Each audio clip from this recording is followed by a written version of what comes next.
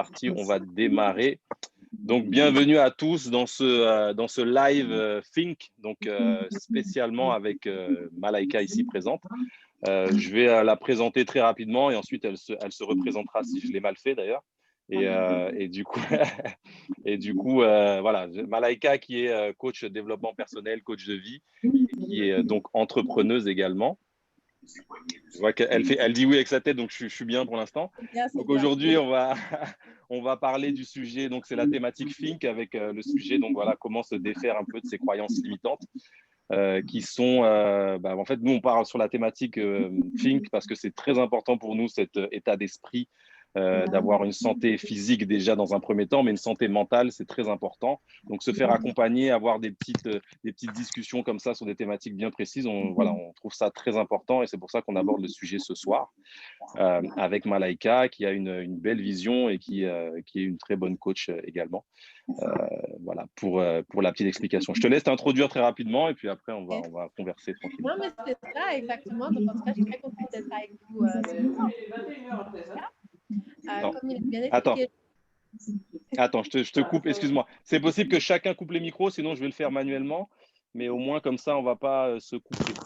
On va bien s'entendre. Coupez vos micros. Voilà, je vais vous rendre muet. Hop, hop. Allez, je te laisse la parole. Je mets en mute pour tout le monde. Ok, super, il n'y a pas de problème. Donc, du coup, non, tu m'as très bien présenté. Je te remercie. Comme j'ai dit, je suis très heureuse d'être avec vous. Et quand Kendrick m'a présenté l'objet de son concept, donc avec le eat, le sleep, le train et le think, je pense que c'est essentiel. Et de réunir ces 4 thématiques, c'est là qu'on parvient à avancer. Et toutes ces thématiques sont liées. Donc, franchement, c'est un concept très complet. Donc, déjà, je me suis assez reconnue dedans.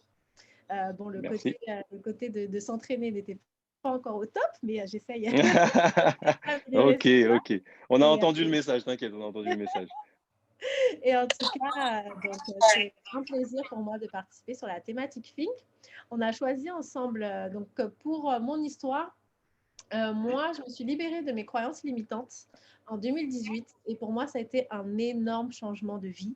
Et c'est pour ça que quand j'ai découvert comment le faire et qu'est-ce que ça apportait, c'est là que je me suis dit, je dois absolument le partager afin qu'on puisse tous se libérer de ça. Et pourquoi on a choisi ce thème ensemble? C'est parce que c'est un thème essentiel et c'est la base. Parce qu'on peut avoir la meilleure motivation, la meilleure organisation, des idées de malade, mais tant qu'on a ces croyances limitantes, ces peurs, on ne peut pas avancer. Moi, j'appelle ça de l'auto-sabotage. Voilà, c'est ça, exactement. C'est exactement le terme que j'ai trouvé. Ouais. C'est ça, parce que tout ce qu'on pense, ça se réalise. Je pense que je suis nulle, en fait, la réalité, mon cerveau va chercher à me prouver que j'ai raison. Donc, du coup, on est dans des schémas d'auto-sabotage, on est dans des schémas, on n'exploite pas tout son potentiel parce qu'on se met des limites et parce qu'on se ruine avec des croyances qui sont négatives. Donc, comme dans le jardinage, j'aime bien les petites métaphores, donc vous verrez, j'ai un grand lexique de métaphores. Allez. Dans le jardinage, en fait, avant de vouloir planter des belles fleurs, qu'est-ce qu'on fait? On enlève les mauvaises herbes. Parce que si je veux planter mes belles fleurs alors que mon jardin est infesté, ça ne va pas marcher. Les mauvaises herbes, elles vont aller manger mes belles fleurs et du coup, ça n'aura servi. Ils vont prendre le dessus, c'est ça. Donc voilà, on a hésité entre plusieurs thèmes et on s'est dit, celui-ci pour démarrer, comme ça, on va défraîchir tout ce beau terrain et ensuite, on pourra replanter des belles fleurs, être motivé, discipliné, mais commençons par la première étape. Donc, je fais un petit comparatif avec un terrain qu'on achète quand on investit dans l'immobilier. Là, on va le viabiliser, en fait, c'est ça? Voilà, c'est ça. On va viabiliser le terrain. Ok. Alors, ok, c'est parti. Parce que c'est vrai que l'auto-sabotage, c'est vraiment un principe qui est finalement est inconscient au départ. Si on n'en a pas conscience, c'est vrai qu'on s'auto-sabote sans même le savoir avec des pensées plutôt négatives. Et ça, moi, je le retrouve. Je fais un petit parallèle rapidement par rapport à moi, mon métier de coach sportif et toi, ton métier de coach personnel, coach de vie.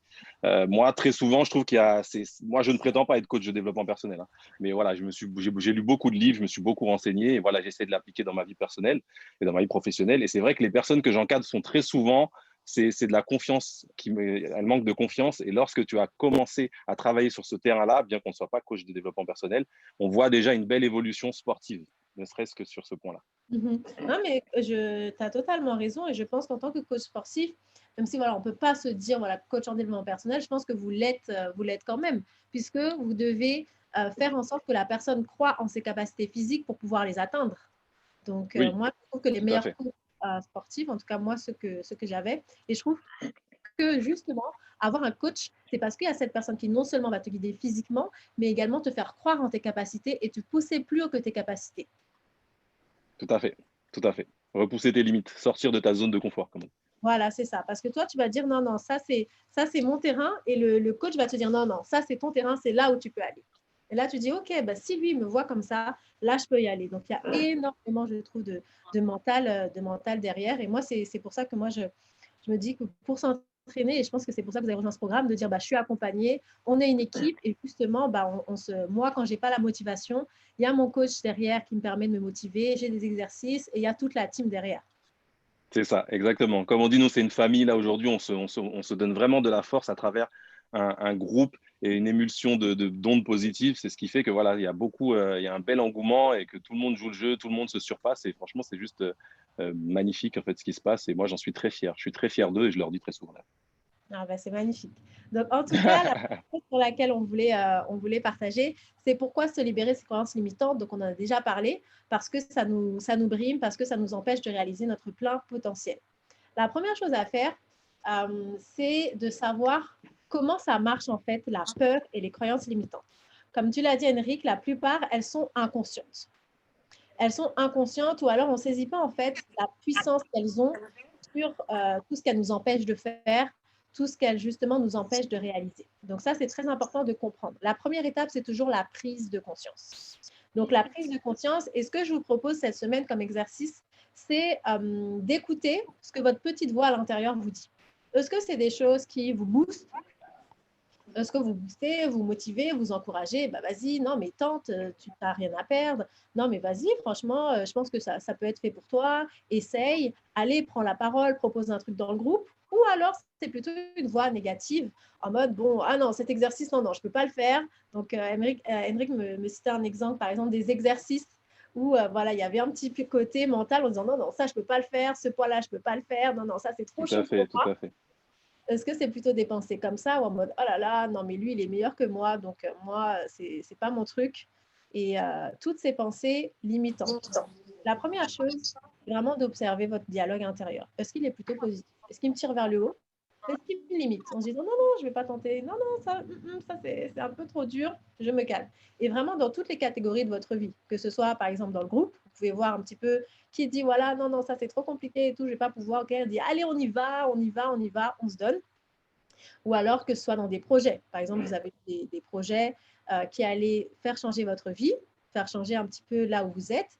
Et est-ce que vous êtes découragé ou plutôt vous êtes boosté? Donc, écoutez vraiment déjà cette voix pour voir en fait c'est qui m'influence. La première chose. La chose dont on parlait également, c'était comment fonctionne un petit peu cette voix. En fait, il faut savoir que la peur, ça vient de notre cerveau primitif. C'était un cerveau, c'était l'instinct de survie, comme on appelle ça. L'instinct de survie qui déclenche une peur afin de dire non. Il faut absolument soit que je fuis pour préserver ma vie, ou soit que je reste vraiment dans ma zone de confort. Et du coup, on a toujours ce cerveau primitif, même si on s'est beaucoup développé, on a toujours ce cerveau primitif qui nous envoie de la peur. Donc avant, quand il y avait des vrais dangers, par exemple, durant la préhistoire, c'était de se faire manger par un animal. Donc il y avait un vrai danger, on avait la peur qui venait nous dire non, non, il faut absolument que tu t'en ailles, ou il faut absolument que tu te caches quelque part. Et bien là, cette même peur, en fait, elle est appliquée quand tu veux commencer un nouveau projet, quand tu veux déménager, quand tu veux te lancer en tant qu'entrepreneur, quand tu vois la barre qui est trop chargée, tu dis non, non, non, il y a trop de poids pour moi. Ouais, tout à fait. On reconnaît ça, on reconnaît. Donc, du coup, c'est cette voie de la peur. Donc, il faut comprendre que c'est juste une fonctionnalité de notre cerveau. Donc, certes, elle est là. Ça ne veut pas dire qu'on peut se débarrasser complètement de la peur, mais on peut se libérer de l'effet et de l'emprise qu'elle a sur nous. Donc, c'est plutôt ça que je vais vous proposer. Je ne vais pas dire, ben voilà, après ça, vous n'allez plus avoir peur, vous allez être des warriors, etc. Mais vous allez dire, OK, des fois, je vais avoir un petit peu peur, ça arrive. Donc, déjà, on va se débarrasser des 80% de peurs qui sont fausses et qui ne vous servent à rien.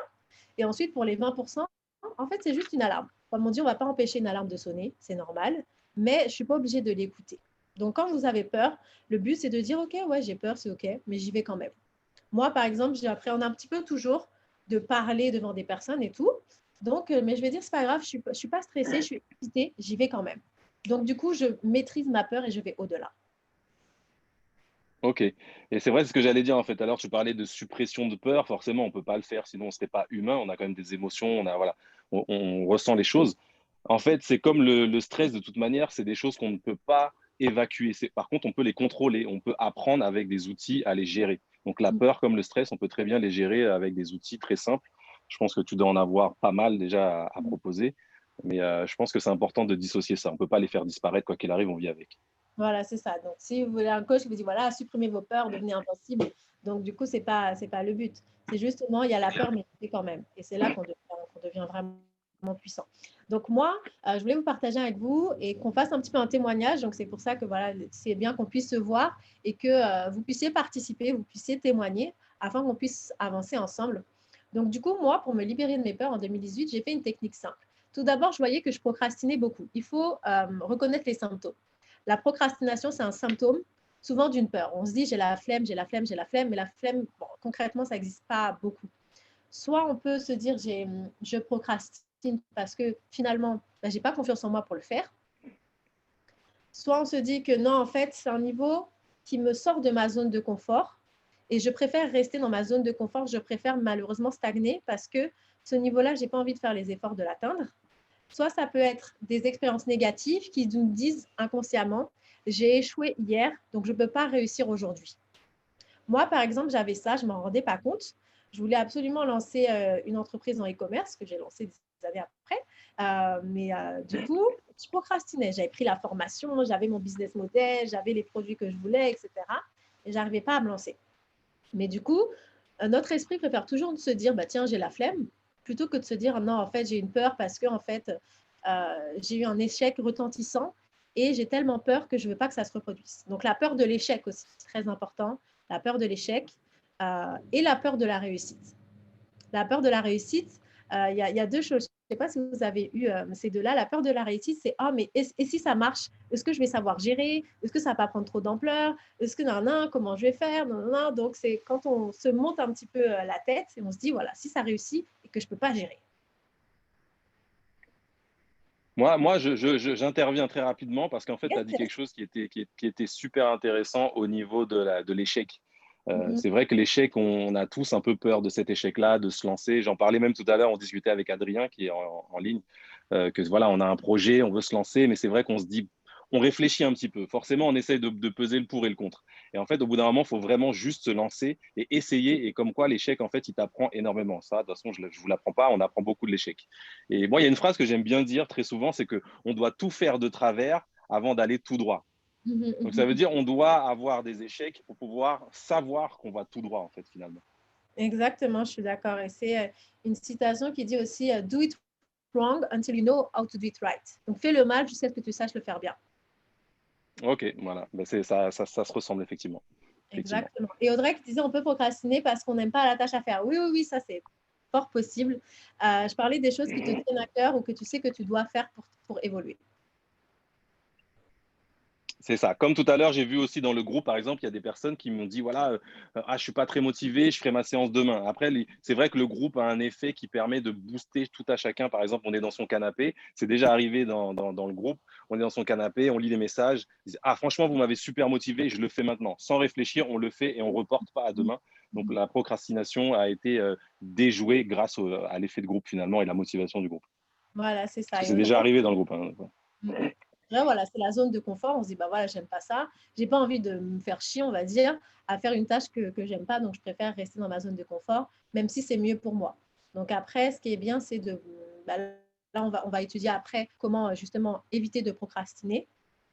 Mais la chose dont je voulais parler, c'était surtout les peurs. Et donc là, ça va être. C'est bien qu'on puisse partager. Est-ce que vous avez déjà eu des croyances limitantes qui vous ont empêché, par exemple, de vous exprimer, qui vous ont empêché de démarrer un nouveau projet?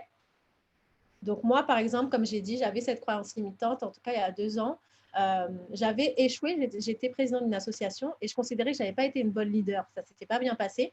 Et donc, dans ma tête, ma croyance limitante, c'est comme j'ai échoué là à inspirer les personnes, bah, je ne suis plus valable pour inspirer aujourd'hui. Donc ça, c'était au fond, au fond, au fond. Et en fait, comment j'ai fait pour trouver cette croyance? Parce que du coup, c'est difficile à s'avouer ce genre de choses. C'est pour ça que notre zone de confort, on met toutes ces petites croyances dans un petit grenier de notre cerveau et puis voilà, on le ferme à clé puis on se dit allez, je continue. Mais il y a des choses qui nous prouvent vraiment qu'il y a quelque chose de plus profond.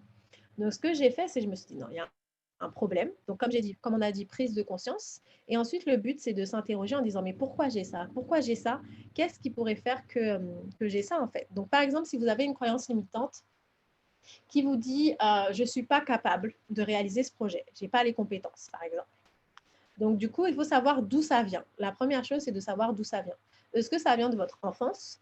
Est-ce que ça vient de vos parents? Est-ce que ça vient de votre adolescence? Est-ce que ça vient de vos études? Par exemple, les gens qui ont échoué durant leurs études, dans leur vie professionnelle, même s'ils ont beaucoup d'accomplissements, ils diront toujours « je ne suis pas capable ». Et du coup, ils vont se réfréner, ils vont se mettre une limite pour commencer de nouveaux projets, pour prendre de nouvelles responsabilités. Donc, c'est très important de savoir d'où ça vient. Et moi, par exemple, en tant que coach, je vois que la moitié des peurs que je résous, c'est des peurs d'enfants. C'est-à-dire que je dois retourner à l'enfance de la personne, soit avec les parents, soit avec les étudiants. On connaît les professeurs aux Antilles qui n'étaient pas, voilà. J'ai pas connu ça, mais ok. Exact. Donc, en tout cas, c'est vrai que pas mal de coachés étaient antillaises et donc, du coup, elles ont eu ça, mais ça se passe partout. Et donc, du coup, de savoir en fait d'où vient cette croyance. C'est très important pour pouvoir s'en défaire. Donc, la première chose, c'est ça, d'où vient cette croyance. Depuis quand je crois que je suis nulle, ou par exemple des gens qui ont eu des mauvaises relations amoureuses et qui pensent en fait ne pas mériter d'être aimés pleinement. Ok. Après, ça peut être, si on prend un peu l'exemple d'Audrey, c'est quand on n'a pas franchi une certaine limite. Par exemple, bon, c'est la première fois que je vais faire un tel exercice, donc j'aurais peur parce que c'est inconnu. Donc ça, c'est tout à fait normal. Mais comme on a dit, on va au-delà. On va au-delà, on tente et on sort de sa zone de confort. Donc la première chose, c'est de savoir d'où ça vient. La deuxième chose, en fait, c'est de dire que c'est plus valable. Par exemple, moi, qu'est-ce que je me suis dit? Je me suis dit, certes, j'ai échoué à être une vraie leader durant cette expérience associative, mais ça ne veut pas dire que ça me disqualifie à vie. Ça veut dire que je peux prendre cette expérience et ces leçons et justement de dire j'ai fait mal, mais le fait d'avoir fait mal, ça m'enseigne comment faire bien. Donc maintenant, je ne savais pas à cette époque-là. Aujourd'hui, je sais. Donc il faut que je me laisse une chance d'essayer à nouveau, de prendre ces leçons et d'en tirer quelque chose de positif.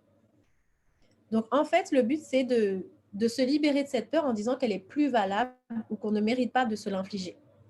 Des personnes qui n'ont pas confiance justement en elles pour se lancer, il faut qu'elles se disent je vais essayer en fait. Je vais essayer. Et des personnes qui se disent tiens, j'ai peur de l'échec. Rappelez-vous des choses que vous avez réalisées. Rappelez-vous des choses que vous avez réussies. Il y en a forcément. À chaque fois que quelqu'un me dit j'ai peur de l'échec, je lui dis cite-moi 2 choses que tu as réussies dans ta vie. Elle le trouve. Et ensuite, dites-vous, vous avez déjà échoué dans votre vie, oui, mais vous en êtes relevé. Donc pourquoi aujourd'hui ça vous bloquerait? Tout à l'heure, tu évoquais le fait qu'il y ait les parents et les pensées que les parents nous transmettent, les codes, comme on dit. C'est nos parents qui nous transmettent leurs peurs et ce genre de choses. Moi, je sais pour ma part, donc avec ma fille, j'essaie de lui donner que des valeurs positives. Après, c'est pas évident tous les jours. On a quand même notre environnement qui fait que parfois, on est un peu de mauvaise humeur, on a eu une mauvaise journée, donc on va avoir des paroles un peu plus dures ou un peu plus négatives. Mais j'essaie quand même tous les matins d'avoir ce rituel avec elle pour qu'elle prenne conscience de son potentiel et que je lui dise, parce que je pense que les paroles des parents sont vraiment très, très, très importantes, ont beaucoup de poids, en tout cas dans la vie d'adulte de nos enfants. Et de dire voilà on a un rituel, je dis voilà, je suis belle, je suis intelligente, et elle répète en fait, je suis belle, je suis intelligente, je suis courageuse, je suis forte, voilà, personne n'a le droit de m'embêter. Voilà, c'est vraiment des petites phrases que je leur donne comme ça pour qu'elles puissent voilà se dire qu'aujourd'hui je vais passer une belle journée, et quand elles seront plus grandes, qu'elles peuvent s'épanouir et faire ce qu'elles veulent en fait de leur vie, puisqu'elles ont un plein potentiel finalement. Et c'est ce qui nous bloque aujourd'hui, c'est ce que peut-être que nos parents n'avaient pas à l'époque comme conscience, mais je ne sais pas en fait. Mais c'est vrai qu'aujourd'hui on est plus à même de l'appliquer, je pense. Exactement, et c'est très beau ce que tu fais avec tes enfants pour justement les inspirer. Et comme on sait, chaque pensée devient réalité. Notre cerveau réalise ce à quoi on croit. Donc du coup, en les poussant à croire justement en leur potentiel, en leur beauté, en leur intelligence, elles vont le faire. Et du coup, elles vont attirer à elles, on parle aussi beaucoup de loi de l'attraction en développement personnel, elles vont attirer à elles les opportunités de prouver que c'est vrai, de prouver que ce papa a dit c'est vrai. Et en tant qu'enfant, on est très influençable. Donc du coup, si on reprend un petit peu la métaphore du jardin, on va dire que nos parents sèment en nous des choses et du coup, notre terreau est très fertile pour ce que les parents sèment, parce qu'en tant qu'enfant, on n'a que ça en fait pour se rattacher. Donc on dit voilà, si c'est un adulte qui pense ça de moi, ça veut dire que c'est vrai. Donc du coup, c'est important de voir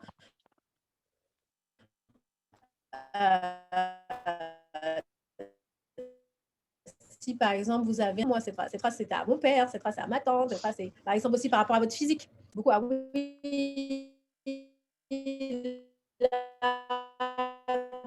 Ça capte mal, c'est moi ou c'est toi, je sais pas. Ça. Donc c'est pas ça qui reviennent, mais qui ne sont pas de nous et qu'on s'impose.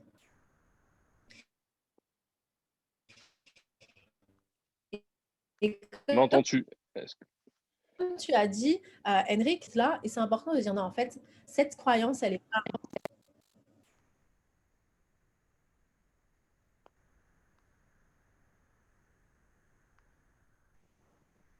Henrik, excuse-moi, je crois que tu as voulu parler. Oui, non, j'ai juste dit que je crois c'est moi qui bug ou c'est vous, je sais pas, ou c'est toi, pardon, je sais pas, vous en fait, j'ai m'entendez l'écran. Ah non, c'était toi. Ah, c'était. Nous, on était là. C'est toi Ok, qui étais parti. ok, ben, j'étais parti, j'étais figé. Bon, ben, de toute manière, ok. Vas-y, tu peux continuer, désolé, merci. Linda. Exact. Bon, bah, Linda, comme tu es intervenue, tu vas être notre première intervenante du jour. Vas-y, dis-moi. Est-ce que tu as déjà une croyance limitante? Oui, bien sûr. Et c'est laquelle qui t'a le plus bloqué ou qui revenait? Une à laquelle tu penses? Alors, moi, pendant longtemps... Alors, c'est pas une vraie croyance limitante parce que... Alors, moi, c'est plus l'école. Ouais. Avec l'école, j'ai beaucoup cru, tu sais, les petits commentaires sur les bulletins, un peu me faire, tout ça. Et donc, j'ai souvent pensé que j'étais nulle. Et en même temps, j'ai le caractère que j'ai. J'ai quand même toujours pensé au fond de moi que je ne l'étais pas. Mais quand tu es enfant, bon, tu es un peu dans ta tête, voilà, comme tu dis, les adultes, ils disent un truc, ils disent, si c'est ça, ça doit être ça. Et en même temps, je me dis, mais en fait, je savais que je n'étais pas nulle. Et en grandissant, au fur et à mesure, je me suis écoutée. Tout simplement, je me suis écoutée. Pourtant, en étant ado, quand on est ado, on a la tête un peu en vrac. Finalement, j'ai toujours écouté ma petite voix qui me disait, mais en fait, Linda, t'es pas nulle. Et même si on me dit, toujours à l'école, on me disait, ouais, peut mieux faire. Et je me disais, Linda, t'es pas nulle, t'es pas nulle. Et franchement, on parle d'auto-sabotage, c'est vrai, hein, mais je sais pas comment j'ai fait, mais voilà, j'ai quand même réussi à pas trop me saboter. J'ai saboté la croyance qu'on essayait de me faire intégrer. T'as contré l'auto-sabotage. Voilà, oui, c'est ça. Sais pas, voilà. Maintenant, oui, ça arrive, on a tous des échecs. Et comme disait Henrik, en vrai, il faut en tirer des leçons. Moi, je le dis à ma fille tout le temps. Elle me dit, oui, mais si je rate, je dis, bah, tu rates. Pas grave. J'ai dit, tu rates, on s'en fout. Il n'y a pas mort d'homme. Non. J'ai dit, ben, justement, j'ai dit, si tu prends une méthode, elle n'a pas fonctionné, eh ben, réfléchis, comment tu peux faire autrement. Voilà. Mais voilà, mais c'est vrai que pendant longtemps, j'ai eu à contrer cette pensé, voilà, à lutter un peu contre ce truc-là et tout. Et donc maintenant, ça va mieux. Hein. 43 aujourd'hui, ça va beaucoup mieux. Mais voilà, après, c'est surtout celle-là. Ouais, c'est surtout celle-ci que tu as eu à vraiment... à batailler un peu pendant de longues années. Ouais, parce qu'on a voulu t'imposer, tu as dit non, c'est pas à moi ça. Retour à l'envoyeur. J'avais toujours la petite voix. C'est pas pour rien que j'ai choisi dans le groupe le pseudo l'insolente. La petite voix qui venait. Linda, je sais que t'es pas nul. Les adultes, il y en a, ils disent des trucs, mais c'est pas ça. Et heureusement d'ailleurs, parce que franchement, sinon, je pense que je me serais laissée aller et j'aurais peut-être rien tenté. Et voilà, alors que finalement, il y a plein. D'ailleurs, mes collègues me disent, mais tu fais tout le temps des formations. Et je suis quelqu'un, j'aime beaucoup apprendre, je suis très curieux. Et j'ai fait une validation pour un diplôme, j'y suis allée, j'ai dit dans ma tête, je fais, mais qu'est-ce que tu es allé faire? Pourquoi tu es allé te mettre là-dedans, des mémoires et tout, mais après je dis ouais, vas-y, j'y vais, on verra bien, ça passe ou ça casse. Ben, finalement, ça passe. Et je dis ben voilà, la preuve que je suis pas nulle. On a essayé de me mettre je suis pas nulle. Et en fait, il faut des petites victoires à chaque fois. Exactement. C'est ce qui fait qu'on prend confiance en soi et tout ça, et on se rend bien compte qu'on est capable, on est aussi capable que bidule qui est à côté, quoi. Exactement, c'est ça. Donc déjà, ce qui est bien, c'est que tu avais cette petite voix qui est, pour moi, la meilleure version de toi-même, celle qui te connaît vraiment, tu vois. Ouais. On a tous ça inclus. On a la voix négative qui essaye de nous décourager, souvent qui prend des choses des autres en disant Et il y a aussi la meilleure version de nous-mêmes qui sait au fond qui on est vraiment. Et donc, du coup, ce qui est bien, c'est que comme il y a cette insolence de vivre et de ça, c'est pas toi, ça. Donc, du coup, tu as réussi à contrer, mais c'est ça qui est bien. Parce qu'au fond, on sait qui on est. Et comme tu as dit, les petites victoires, elles servent parce que c'est des faits. C'est réel. Alors que la voix, c'est la pensée. Donc, quand justement, tu dis, tu mets ta petite pensée négative devant des vrais faits, les vrais faits, ils gagnent, tu vois. Et tu dis, c'est vrai quand même, tu vois. Non, mais c'est vrai, tu fais le constat, tu dis, attends, j'ai réussi à faire ça va quand même. Vas-y, on continue, on avance. C'est ça. Voilà, chacun son rythme. Non, mais c'est super. Et ce que je me dis aussi, c'est de changer en fait sa définition de la réussite de l'échec. Pour moi, réussir, c'est essayer de faire de son mieux. C'est tout. C'est-à-dire que si j'ai essayé de faire de mon mieux, j'ai déjà réussi. Un point. Et comme ça, ça dépend que de toi. Tu te dis, j'essaye, je fais de mon mieux, j'ai réussi. Ouais.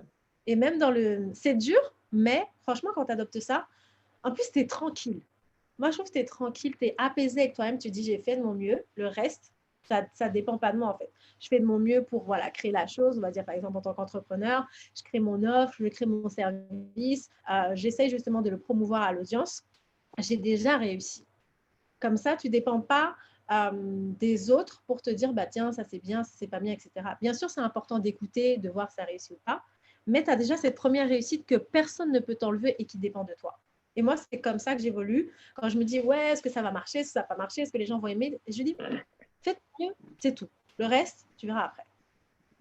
Nous, on a l'exemple avec Adrien ici présent. On a lancé le concept Wow Retreats. Donc, c'est des retraites sportives, fitness, lifestyle. On va un peu dans le monde et on fait des petits voyages avec des groupes de personnes. On va découvrir la culture d'un pays, faire du sport, bien manger, etc. Donc, Adrien ici présent, et il peut en témoigner, on a quand même beaucoup galéré avec ce projet, dans le sens où on a mis 1 an et demi pour le monter, vraiment 1 an et demi. Parce que déjà, lui, il est à Londres et moi, je suis ici, donc déjà, il y a cette contrainte de distance. Mais en fait, aujourd'hui, c'est vrai avec les équipements qu'on a, on peut s'appeler en visio, etc. Mais on a fait des vidéos, on a fait des vidéos de présentation, des interviews. Elles ont été perdues à un moment donné, tout s'est effacé. Après, on a fait des sollicitations. Tout le monde nous a mis un peu en échec. On a continué à se battre. Et le jour où on est parti donc avec le premier groupe à Cuba en décembre 2019, on était dans l'avion comme ça, on se regarde, on dit on a galéré quand même. on a galéré, il peut le dire. Il est à côté, il peut le dire. On a galéré et au final, on s'est dit, mais c'est bon. En fait, on a tout donné, on s'est donné corps et âme, on a vraiment tout fait, passer des nuits blanches, etc. pour au final faire un voyage avec des personnes. On était satisfaits, les personnes ont adoré le voyage. Bon, malheureusement, aujourd'hui, il y a le Covid qui a annulé tous nos séjours. Mais voilà, au moins, on en a fait 2, un en Martinique et un à Cuba. Ils ont super bien fonctionné, mais on a galéré 1 an et demi, quoi. Et comme quoi, il ne faut jamais lâcher. Et puis, tout vient à point. Exactement, c'est ça. Donc, comme j'ai dit, voilà, faire de son mieux, persévérer. Et on voit que toutes les personnes qui ont réussi un modèle de succès, ils ont déjà échoué. Mais ils n'ont pas laissé l'échec les définir. Ils n'ont pas laissé l'échec être la fin de leur histoire. C'est tout ce qui différencie les gens qui gagnent et qui ne gagnent pas. On perd tous à un moment donné. Mais qu'est-ce qu'on fait avec cet échec? Est-ce que ça en sert pour gagner? Ou est-ce qu'on construit un petit peu, voilà, on se dit, voilà, c'est la tombe de mes projets, je m'arrête après ça. C'est ce qu'on en fait, finalement. Ça nous arrive à tous. Et on voit. Et la discipline aussi, la discipline, se discipliner, se mettre des impératifs. Je fais souvent le parallèle avec le sport, mais c'est vraiment, voilà, c'est du mental où on est dans sa zone de confort, dans son canapé. Il faut réussir à se booster, mettre, comme je dis toujours dans le groupe, mettez une musique qui vous motive ou quelque chose qui vous fait sortir de cette zone et qui vous permet de créer cette discipline et ce mouvement. Parce que sinon, on a vite fait de s'écouter et de rien faire finalement. Exactement, donc ça c'est important. Et la discipline, sur le côté des développement personnel, c'est être disciple de soi-même. Et comme disait Will Smith, je pense que tu as vu cette vidéo, il dit la discipline, c'est la plus haute forme d'amour propre. Parce que je m'aime tellement que je me pousse à faire les choses même si je n'ai pas envie de les faire. Et ça, c'est vrai que c'est la plus grande forme d'amour propre parce que tu crois tellement en ton potentiel que tu es capable également d'avoir une maîtrise sur toi afin de te dire, bon, j'avoue, je n'ai pas très envie, mais je le fais quand même parce que je tiens mes engagements envers moi-même. Parce que je sais que je vaux mieux, parce que je sais que je peux faire mieux et parce que je me suis promis ça. Donc, du coup, je pense que c'est... Est-ce que tu aurais un exercice quand on est dans cette situation? Quand on est dans la situation où on est là, oh, j'ai pas envie de le faire, etc. Est-ce que tu as quelque chose qui peut nous faire avoir un déclic pour sortir de ce mood, comme je l'appelle, et aller de l'avant? Donc, moi, j'adopte plusieurs techniques. La première, c'est avoir un pourquoi. C'est-à-dire quelque chose qui te booste, même si tu es voilà, comme une larve affalée sans motivation. Donc, par exemple, quand on est parent, je pense que ça peut être les enfants en disant non, je pense à mes enfants, je pense à l'exemple que je leur donne, je pense à ce que je veux leur léguer. Et du coup, bon, tout parent qui est affalé, qui n'en peut plus, quand il pense à ses enfants, là, ça leur donne la force. Moi, par exemple, moi qui suis une spiritualité afro-centrée, je pense à mes ancêtres. Je me dis, mes ancêtres, ils n'ont pas fait tout ça pour que moi, là, je sois en train de ne pas exploiter mon potentiel, en fait. Je leur dois, c'est un devoir. Ils ont tout sacrifié pour qu'on soit là aujourd'hui. Donc, je ne peux pas me permettre d'être à moitié. Je ne peux pas me permettre d'être juste fatiguée, etc. et de me donner des excuses. Ce n'est pas ce à quoi je suis destinée. Donc, ça peut être ça, ça peut être la foi. Donc, moi, c'est ma foi, ma spiritualité. Ça peut être la foi qui nous donne ça. Ou ça peut être vraiment en mode, c'est comme quand quelqu'un te prend entre quatre murs et tu dis, bon, qu'est-ce que tu fais là? Donc, c'est un peu plus militaire. C'est moi, je sais que je n'ai pas envie de faire mon sport. Je me dis, non, mais en fait, je ne t'ai pas demandé ton avis. Donc, c'est un peu schizo, je pense, que ce qui est dans le sport. On apprend à se parler soi-même en disant, non, mais attends, mais non, mais tu vois, de justement se dire, non, non, tu y vas. D'être son propre coach, en fait. Donc, c'est vrai que c'est plus facile pour nous, dont c'est la profession.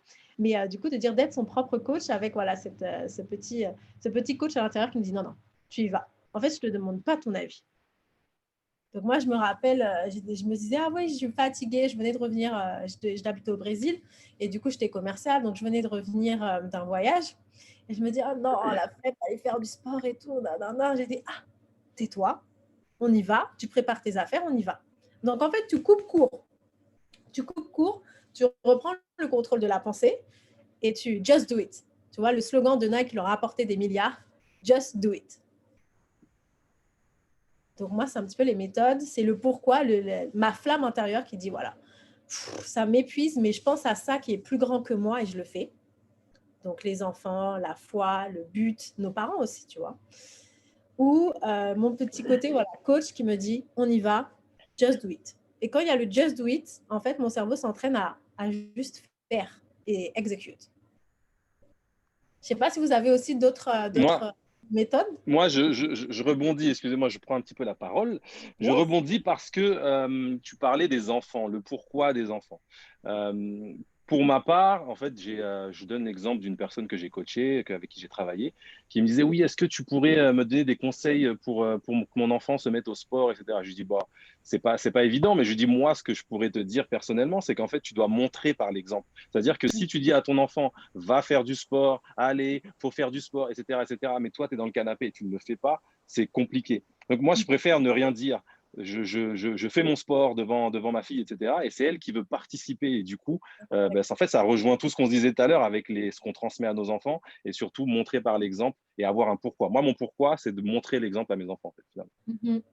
Donc ça, justement, voilà, quand tu as la flemme, tu dis non, bon, je dois montrer quelque chose, je dois être quelque chose d'autre et que c'est déjà en moi. Elle doit me voir actif et voilà, je suis actif, je lui montre l'exemple et puis ensuite, elle aura envie de faire la même chose. Si je lui dis va prendre ta douche, mais je prends pas ma douche et voilà, c'est pareil quoi. Pour moi, c'est montrer l'exemple. Voilà, exactement. Mange bien, mais moi je mange mal. Non, c'est pas logique. Et pour continuer sur les peurs, donc justement, on en parlait avec Linda. Et ce qu'il faut faire justement pour vraiment se libérer de ses peurs, c'est remplacer par une croyance. Il y a la croyance limitante. Comment faire pour la remplacer? C'est de mettre une croyance épanouissante à la place. Vous savez que la nature a horreur du vide. Je ne peux pas juste dire, voilà, bon, je pense que ce n'est pas vrai. Il faut vraiment se dire, non, je le peux, j'en suis capable. Donc, à chaque fois que vous avez une croyance limitante qui vient, le but, c'est de les écrire. Moi, je vous conseille d'écrire vos croyances déjà sur un petit post-it parce que déjà, ce que ça va faire, c'est que ça va les enlever de votre tête. Quand elles sont dans votre tête, les pensées négatives, elles peuvent se croire toutes puissantes et elles peuvent vous influencer. Quand vous commencez à les écrire, vous poussez la prise de conscience. Vous disiez, ah ouais, c'est ça que je pense, mais vous pouvez mieux les maîtriser. Donc, comme je vous ai dit, on se demande pourquoi, d'où ça vient pour démystifier. On se dit que ce n'est pas valable et le but, c'est d'écrire une nouvelle croyance épanouissante. Par exemple, si ma croyance limitante, c'était « je suis nulle », je vais dire « non, je suis capable et j'essaye à chaque fois ». J'ai peur de l'échec, j'essaye, je n'ai rien à perdre et réussir, c'est faire de son mieux. Échouer, c'est se décourager. Quand j'ai un problème, moi, ce que je me dis, mon cerveau il va commencer à détecter le problème et direct, il va dire, il n'y a pas de problème, il n'y a que des solutions. Parce que j'ai entraîné mon cerveau comme ça. Donc, notre cerveau, on peut le considérer aussi comme un muscle qu'on peut entraîner.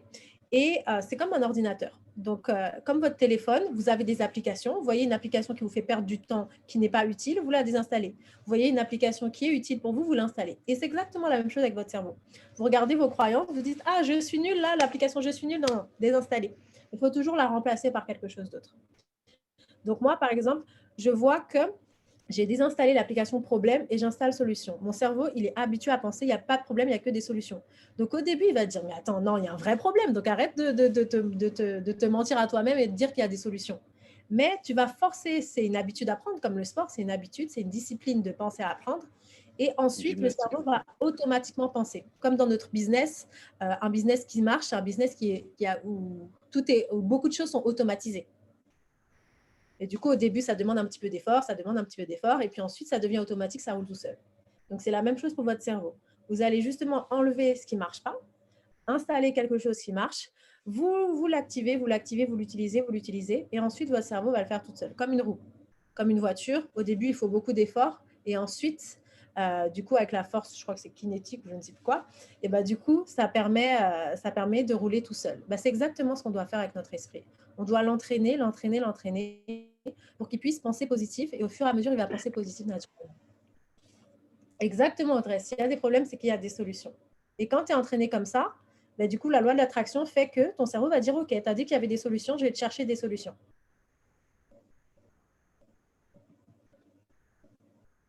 C'est une gymnastique finalement, une gymnastique. Exactement, c'est pour ça qu'il y a beaucoup de développement personnel et physique. Tout à fait. C'est comme moi, l'exemple. Vas-y.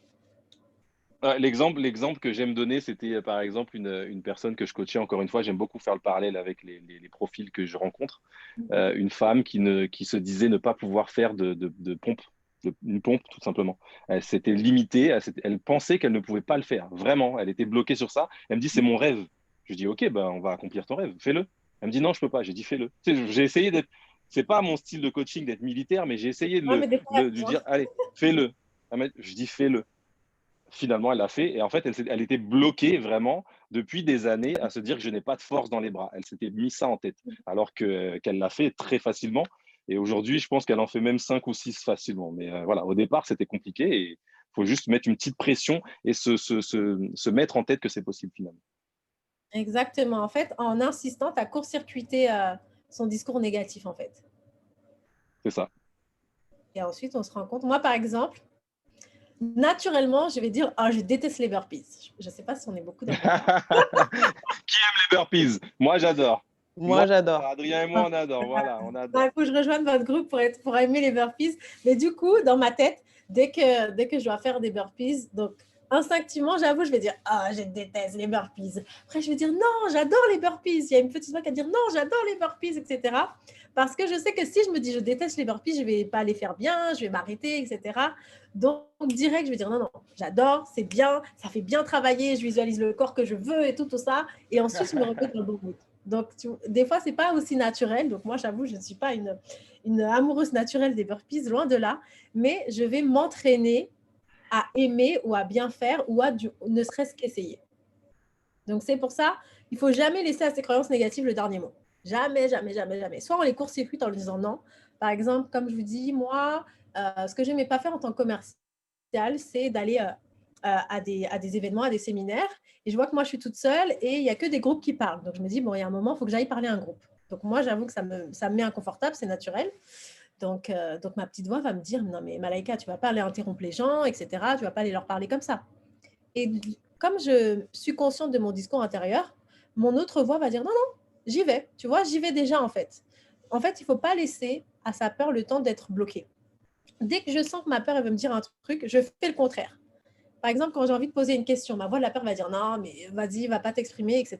C'est pas super. Ma main, elle est déjà levée pour prendre le micro. Direct. Il faut avoir un espèce de décompte. quand tu as des phrases un peu négatives, tu fais 3, 2, 1 et tu te lances sans réfléchir, vraiment. Exactement. Moi, ça m'est déjà arrivé de le faire. Non, c'est vrai, c'est la règle des 30 secondes de Mel Robbins qui apparemment marche bien. Exact. Ah, ok, moi je ne sais pas. Mais... Elle existe, la méthode. Je ne la fais pas, mais enfin, si, ça m'est arrivé. Je l'ai utilisé il n'y a pas longtemps parce que je procrastinais de ouf. Mais de ouf. Truc qui ne m'arrive pas souvent, mais là, je ne sais pas pourquoi. Voilà. Après, je lui dis non, allez. J'ai fait et ça marche. Mais j'ai lu il n'y a pas longtemps cette méthode, effectivement. Ça peut aider certaines personnes. Je n'en ai pas forcément besoin souvent, mais voilà. C'est bien de la connaître. Des fois, ça aide. Surtout quand on procrastine depuis 3 semaines. Ça aide. Il faut une bonne solution. Est-ce qu'il y a quelqu'un d'autre qui veut témoigner sur une croyance limitante qu'il a eue, qu'il a? Un petit retour d'expérience. Ouais. Ça peut être non, sympa. Moi, excusez-moi, je vais faire comme dans mes groupes. Moi, j'aime bien Alexandra. Ah, pardon, Jessica. Ah, alors moi, entre les deux, c'est parfait. C'est pas un témoignage puisque je le vis actuellement. Vas-y, dis-nous. J'ai peur Alors, je veux changer de boulot. Je sais où je veux aller, mais j'ai tellement peur du pendant et pas tant de l'après, mais j'ai peur puisqu'il faudrait que je fasse une formation. Et c'est là où je me dis, mais comment je vais faire en fait? Parce qu'actuellement, j'ai tout, j'ai pas de soucis. J'ai un travail franchement très arrangeant. Enfin, voilà, j'ai vraiment pas de problème. Mais j'ai peur de manquer de sous, j'ai peur. Je sais pas comment faire. D'accord. Non, ça, c'est intéressant. Donc, tu as envie de changer, mais ton travail actuel, ta situation actuelle, c'est une zone confortable. Voilà, c'est ça. Donc, du coup, et le temps que tu arrives à la prochaine, si on prend des maisons, genre ta maison, elle est assez confortable, mais tu sens que voilà, c'est le moment de déménager. Voilà. Mais tu as un petit peu peur entre le moment où tu vas sortir de la première maison, le temps que tu ailles dehors, qu'il fasse froid, que tu ne saches pas vraiment où aller, jusqu'à temps où tu vas t'installer dans ta deuxième maison, en fait. C'est ça. Donc, comme on dit, c'est parce qu'on sait jamais, on sait ce qu'on quitte, mais on ne sait jamais ce qu'on gagne. Donc, ça, c'est vrai que ça fait peur. C'est normal. Donc, comme on a dit ça, c'est vraiment le genre même de situation où notre cerveau primitif, il dit non, vas-y, reste chez toi, calme-toi, rassis-toi. Donc, ça, c'est normal. C'est tout à fait normal de 1, que ta peur, elle vienne te dire non, rassis-toi, reste là, t'es bien, non, les sous, etc. C'est normal. Ta voix de la peur, elle est faite pour ça, tu vois. Elle est faite pour te dire reste assise dans ta zone de confort, va pas me déranger avec tes plans et tout ça. Okay? Donc, déjà, c'est normal. C'est ça qui est bien aussi de dire c'est tout à fait normal et la voix de la peur remplit son rôle. Après, comme on a dit, le but, c'est de la dépasser. Si tu veux changer de métier, si tu veux changer de travail, ça veut bien dire qu'il y a des raisons. Donc déjà, rappelle-toi à chaque fois de dire non, je sais que je veux changer de travail pour ça, pour ci, pour ça. Et je sais que je veux évoluer aussi. Et également, ne pas avoir de regrets. Parce qu'après, tu peux te réveiller dans 5 ans, de dire que tu as choisi le confort au lieu de choisir quelque chose qui te challengeait et de dire je regrette parce que toutes les opportunités que ça aurait pu apporter, tu ne les sauras jamais. Tu n'auras jamais eu les occasions de les découvrir et tu n'auras jamais eu les occasions de te suivre en fait. Et si tu as eu ce déclic-là, moi j'aime à dire que chaque idée qu'on a, chaque projet qu'on a, ce n'est pas par hasard, c'est par destin. Donc, du coup, il faut absolument respecter ces choses-là. Si tu as envie de changer, si tu sens que c'est le moment, c'est ton intuition qui te le dit et tu sais en plus vers où te diriger, ça veut dire que tu dois le faire. Donc, du coup, tu as peur. Comme tu as dit, c'est normal. Mais le but, c'est à chaque fois de te dire, bon, je vais surmonter ça. Les transitions, c'est normal, c'est inconfortable, c'est fait pour ça. Mais une citation que j'aime bien aussi, c'est qu'un diamant ne se forge que sous la pression, ce qui est vrai en plus. Et donc, le but, c'est de dire, bon, il faut que je me forge, il faut que j'y aille, il faut que j'avance dans ma vie, il faut que j'évolue. Donc, tu te le dois à toi-même. Même si tu as peur, comme on a dit, il faut dépasser ça. Et, tu peux utiliser la visualisation, te visualisant justement dans ton nouveau travail, à l'aise, en étant en train d'exploiter justement tes compétences, tes talents, avoir une formation qui est épanouissante. Parce que tu vas visualiser et ça va te permettre aussi d'attirer ces situations à toi. Donc, même dans le sport, moi, je m'imagine des fois faire des magnifiques burpees incroyables. On veut voir.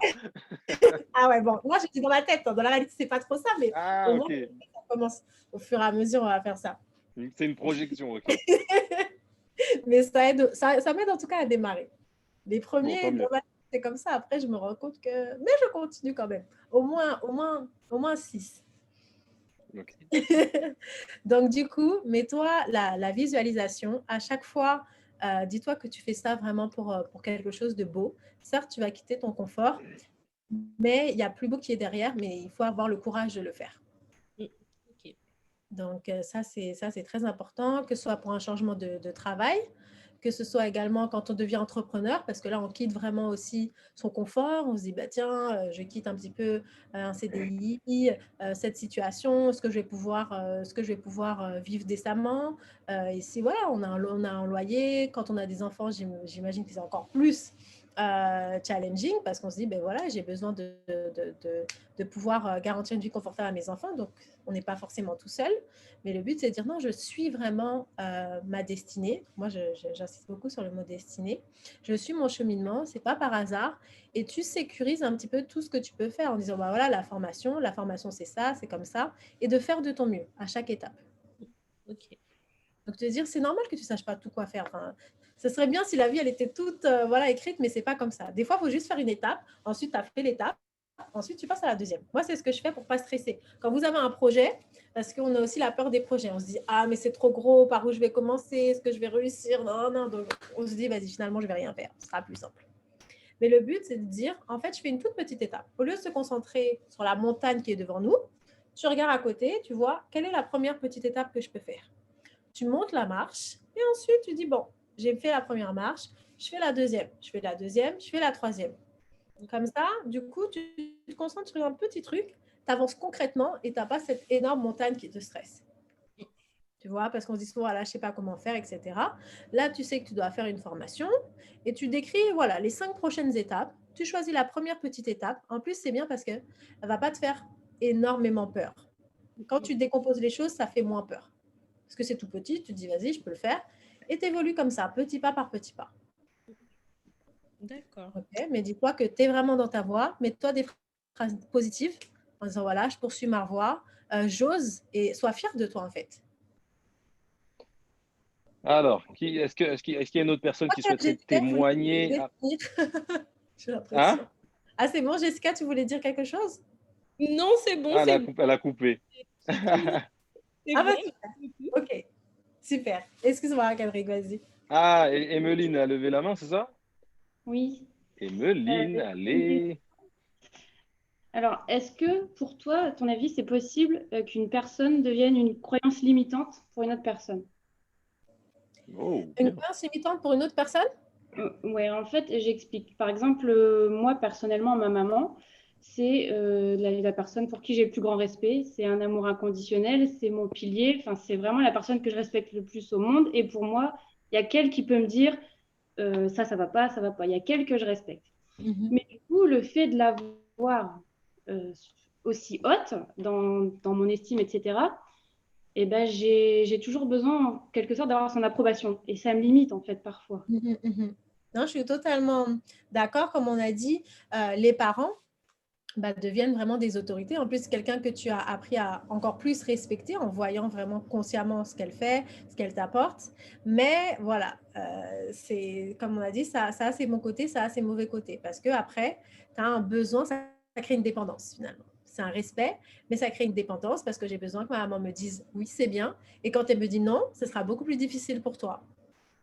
Parce que du coup, ta mère, elle a accès directement à ton esprit et non de maman. Et après, ton cerveau a dit, voilà, ma mère a dit non.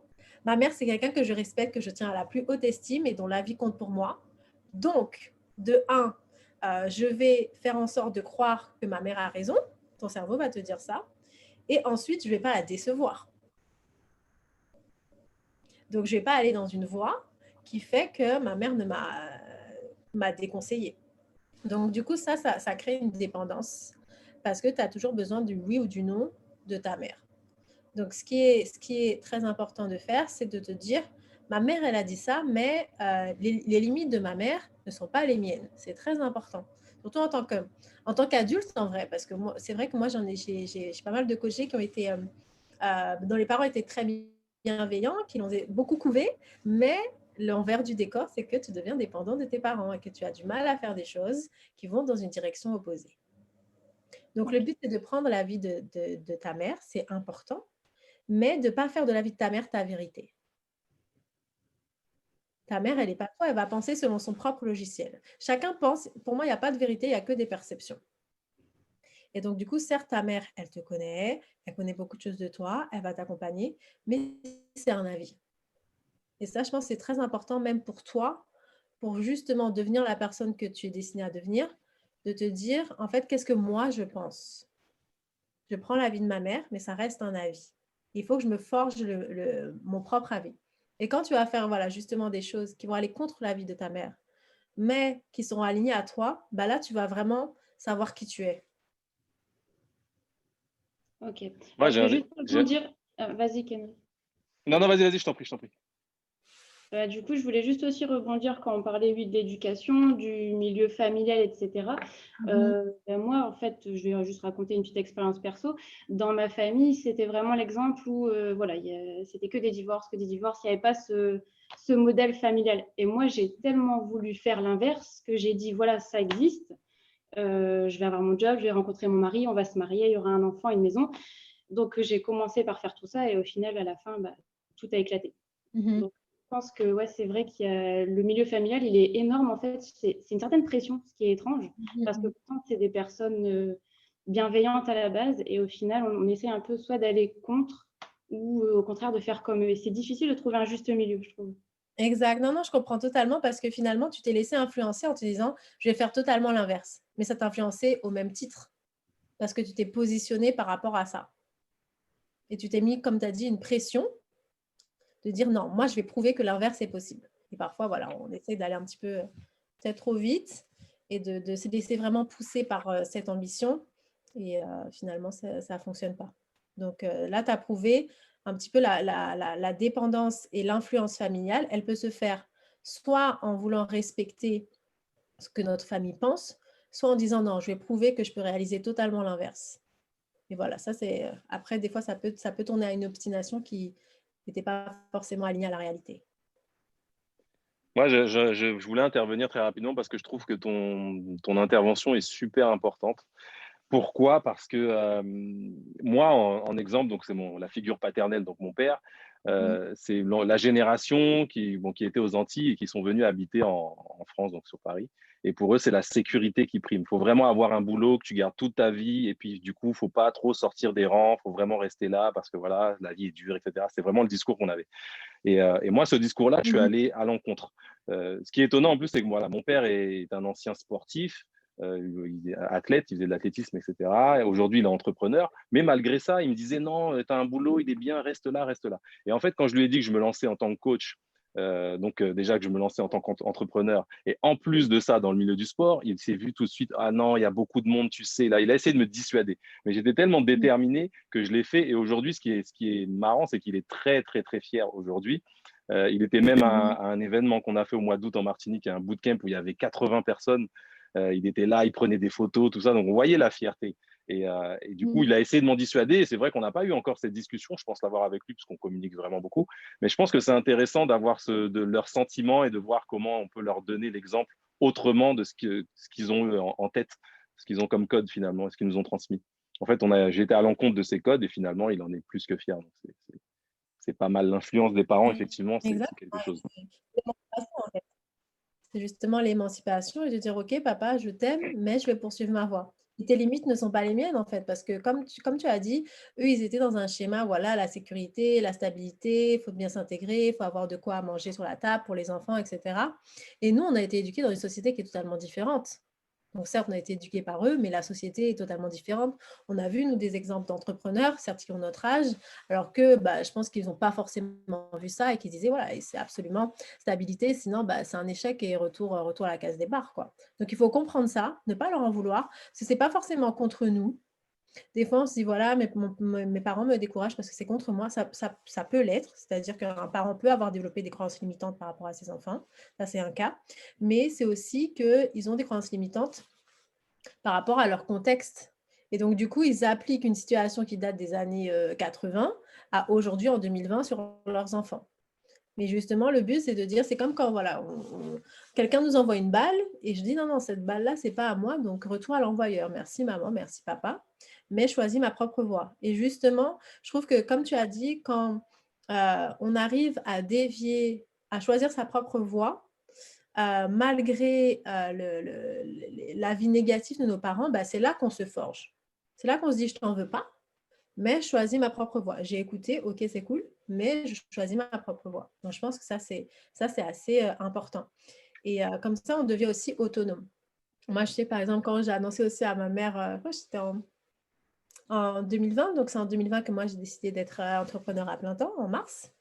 Donc, du coup, elle me... Non, je crois que c'était pour les planeurs. Les planeurs, elle me disait aussi, voilà, il y en a beaucoup, etc. Est-ce que ça va le faire et tout. Donc, j'ai dit, non, mais je tente. Et quand j'ai tenté, bah, c'est elle qui m'a aussi soutenue, qui les a envoyés, qui les a... Trucs. Donc, au départ, elle n'était pas d'accord. Mais c'est vrai qu'une fois qu'on fait, moi aussi, j'ai la même situation, une fois qu'on fait, bah, ils nous soutiennent, ils nous boostent, etc. Donc, des fois, nos parents, en fait, ils sont fiers qu'on suive notre propre voie, en fait. Ils nous accompagnent, voilà, après. Et c'est OK. C'est ça. Alors, est-ce qu'il y a un autre témoignage, une autre question, quelqu'un qui voudrait intervenir?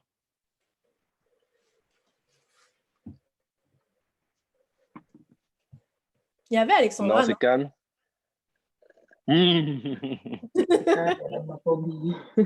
Jamais. Bon, moi, il y a plusieurs choses, en fait. Vous m'entendez bien? Très bien. Oui. Alors, moi, déjà, mon père, c'est du genre... alors, heureusement que je ne suis pas susceptible parce que, voilà. C'est du genre, quand je grossis ou quoi, oh là là, mais t'es grosse, faut faire quelque chose, c'est pas possible. Mais il dit vraiment comme ça, hein. Donc, déjà, c'est un peu compliqué, quoi. Donc, enfin, je sais pas, toute ma vie, ça a été ça, hein. Parce que ma soeur était toute fine et moi, j'étais la grosse, quoi. Donc, c'était un peu, voilà. Et puis, il y a aussi par rapport à la scolarité. Par exemple, mon père, on n'avait jamais un autre sujet que la scolarité. Quand j'étais en seconde, je lui dis, bah, on ne peut pas parler d'autre chose. Il me dit, bah, tu veux qu'on parle de quoi? Et oh, c'était que les notes, les notes, les notes. Et du coup, un jour, il m'a dit, de toute façon, en créole, hein, mais bon, je vais dire en français, il m'a dit, de toute façon, tu te bats pour être dernière de la classe. Alors que j'avais, je sais pas moi, 12 de moyenne. Après, il est dur. Mais du coup, il trouvait que je faisais pas d'efforts. Et du coup, quand je suis allée faire mes études, j'ai choisi des études de banque au départ. Et au bout de 3 mois, j'ai dit, ça me plaît pas. Bah, alors là, il est resté au moins 1 an sans me parler. C'est pas vrai. Ouais, il passait par ma mère et tout. Et après, j'ai choisi de faire éducatrice. Mais il laisse de jeunes enfants, mais pour lui, c'était pas un métier, quoi. Alors, quand j'ai j'ai passé le concours la première fois, j'ai loupé. Ils m'ont dit qu'il fallait faire, enfin, je me suis dit, je vais faire un CAP parce qu'il fallait de l'expérience et tout ça. Quand je lui ai dit le mot CAP, là, c'était pour les cancres, enfin, que des choses comme ça. Et en fait, c'est quand une amie à lui lui a dit non, mais mon fils, il a fait ça, il a fait un autre CAP, enfin, en mécanique et tout ça, c'est un levier, quoi, et tout ça. Là, c'est passé. Mais quand dès que ça vient de moi, ça passe pas, quoi. Du coup, tout le temps, c'est comme ça. Et donc, c'est vrai que moi, bon, après, il vit aux Antilles. Et moi, donc du coup, j'ai quand même fait mes études, hein, j'ai fait quand même, j'ai pas été le choix. Et après, quand j'ai commencé à travailler, directement, il m'a dit: «Ah oui, mais il faut que tu sois, faut que tu sois directrice». Enfin voilà, il me mettait des et moi, je lui dis: «Mais moi, j'ai pas envie». Il voulait directement que je continue, en fait, la formation supérieure. Et moi, je lui dis: «J'ai pas envie. J'ai pas envie, j'ai envie qu'il me lâche, quoi, en fait». Et du coup, j'ai l'impression que jusqu'à maintenant, c'est un peu comme ça parce que du coup, après, par la suite, bon, c'est pas parce qu'il me l'avait dit, mais j'ai été directrice de crèche et tout ça. Et là, en août, j'ai décidé de tout arrêter pour monter mon propre truc. Et donc là, il m'a dit: «Mais tu vas pas enfin, comment tu vas faire? Tu vas trouver de l'argent où?» Bah, je lui ai dit: «Bah, il y a le Pôle emploi». Enfin voilà. Et puis, du coup, le Pôle emploi ne suffit pas à couvrir mes dépenses. Et là, il me dit: «Bah, tu vas faire comment?» Enfin, comme si, il me met, je sais pas, il me Une porte l'œil, quoi. pression, c'est Enfin, une je sais pas pression. comment dire. Ouais, comment tu Mais vas pour toi, c'est faire? ce Mais que c'est comment la tu vas vie. faire? Mais comment tu vas faire? Et en fait, du coup, moi, ça me stresse. Je me dis: «Ça se trouve, on va pas», enfin, je suis avec une associée. Je me dis: «Ça se trouve, on va pas y arriver». Et du coup, je me suis retrouvée, bah, je disais ça à Henry, je me suis retrouvée bloquée du dos et je suis allée chez l'ostéo et tout. Je suis bloquée du dos et des viscères, enfin, tout est tendu. parce que du coup, j'ai trop le stress, en fait, que ça marche pas. Je me dis, T'es trop stressé, bah oui. impossible que ça marche, en fait. Et chaque fois qu'il m'appelle, il me dit, alors ça avance le projet, alors ça avance le projet. En fait, ça chauffe ma tête, quoi. Du Ben oui, coup, parce que vas-y, finis ma belle. je sais pas, enfin, je me dis, bon, il fait pas ça méchamment, mais depuis toujours, c'est toujours, il faut que on soit meilleur, mais en même temps, il nous enfin moi, enfin, je parle pour moi et ma sœur en tout cas, il nous fait sentir que, bon, on n'est pas au top, quoi. On n'est pas capable, mais en même temps, il faut qu'on soit capable. Donc Du du coup, coup, vous devez faire, mais vous n'arrivez jamais à la ligne d'arrivée. ouais, voilà. Et du coup, mais c'est tout comme ça, hein. C'est genre, pour le sport, «Alors tu fais du sport, tu maigri? Ça marche ton sport?» Enfin, c'est tout comme ça, en fait, avec lui. Donc du coup, c'est un peu chelou, mais du coup, là, en ce moment, je suis dans une période de stress intense et du coup, là, depuis une semaine, j'ai réussi à reprendre le contrôle sur moi-même parce que franchement, depuis août, franchement, j'étais coachée avec Henrik et tout ça, j'avais bien perdu et tout. J'ai pris 8 kilos depuis août. Tellement que Puis je tu suis m'as plus lâché. quoi. C'est le stress, Ouais, c'est le stress. donc Parce que voilà. je coachais Alexandra, voilà, je donne l'info à tout le monde. Tu es revenue avec nous, Alexandra. Mais Ouais. oui, on attend que ton dos se rétablisse et puis t'inquiète, on va mettre des petites Mais c'est la techniques. contrariété, le sang.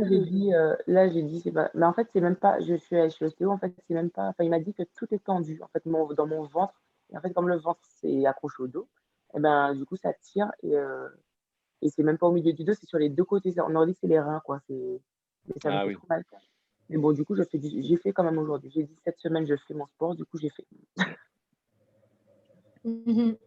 Non, c'est Du coup, là, il y a Audrey qui a dit quelque chose et je suis assez d'accord. Il faut se protéger, peut-être en n'en parlant pas et les résultats parleront d'eux-mêmes. Donc, en effet, quand vous voyez qu'il y a des personnes qui vous aiment, mais qui vous transmettent de l'énergie négative, bah, du coup, le but, c'est de se protéger parce que ton père a beau t'aimer, il a un schéma de pensée qui fait que ses enfants ne sont jamais assez, mais ils doivent donner le meilleur.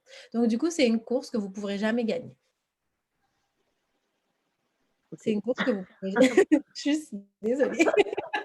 Selon lui. Exactement, non, je dis la course. Selon lui. Hein. Bien sûr, non, je dis dans le schéma du père, de son père, dans le schéma de pensée, ses enfants doivent toujours courir, mais ils ne sont jamais dignes de la ligne d'arrivée. Je ne dis pas que son projet, je dis comment son père pense, tu vois. Exactement, selon lui, c'est sa perception. Donc, du coup, là, il me dit tout le temps, bah, cherche, fais une formation en attendant, on ne sait jamais, il faut une route de secours. Tu vois, c'est ce que tu vas faire si ça ne marche pas. Il vit beaucoup de ta voix, en fait. Donc, du coup, il y a des fois, nos parents, vaut mieux, voilà, tu sais ce que tu dois dire, ce que tu ne dois pas dire à ton père, tu le connais très bien. Je pense qu'il est dans le même mood depuis ta naissance. Donc, du coup, le but, pour le coup, et en plus, tu vois les effets. Et là, c'est les effets, ton corps, il a réagi au stress, il a réagi à ce qui s'est passé dans ta tête, à l'énergie qu'on t'a donnée. Après, ça a bouilli, ça a fait, ça a décuplé. Et ensuite, ton corps, il a dit, bon, comme mon esprit, comme on a dit, notre cerveau, c'est une machine pour nous donner raison. Donc, du coup, il va se dire, bah, tiens, c'est pas possible, c'est pas possible, c'est pas possible. Tellement ça va être très puissant que ça va toucher notre physique. Donc là, c'est exactement ce qui s'est passé. C'est que ça a touché ton physique, ça t'a paralysé parce que tu voyais que tu ne pouvais pas avancer avec ton projet. Donc, ton propre corps ne s'est mis à arrêter d'avancer, en fait. Ouais, c'est ça. Tu vois? C'est ça. Donc, du coup, quand tu sais qu'il y a des sources d'énergie négative, c'est tes parents, ils t'aiment, mais parfois, les gens qu'on aime ne peuvent pas forcément nous comprendre.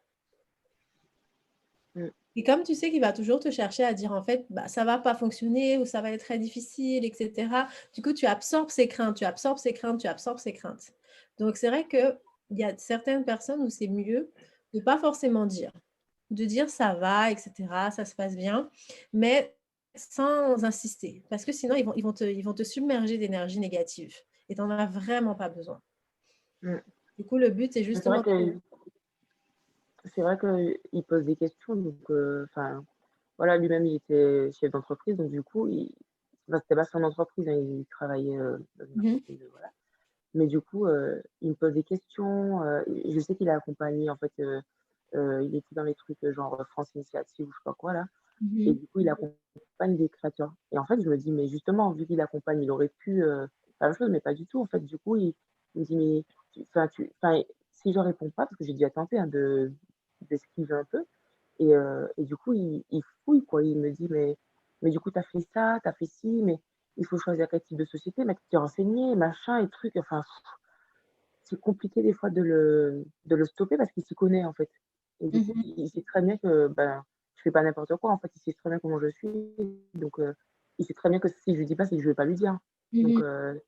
franchement, c'est compliqué, quoi. Ouais, parce qu'il va insister jusqu'à avoir les Ça. informations. Ouais.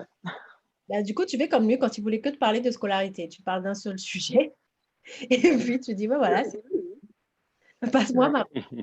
Tu lui dis un temps. C'est comme mon papy, je ne sais pas vos grands-parents, mais moi, mon papy, je l'appelle, il me disait, ça va bien, non, non, non, allez, c'est bon, je te passe ma vie, bim.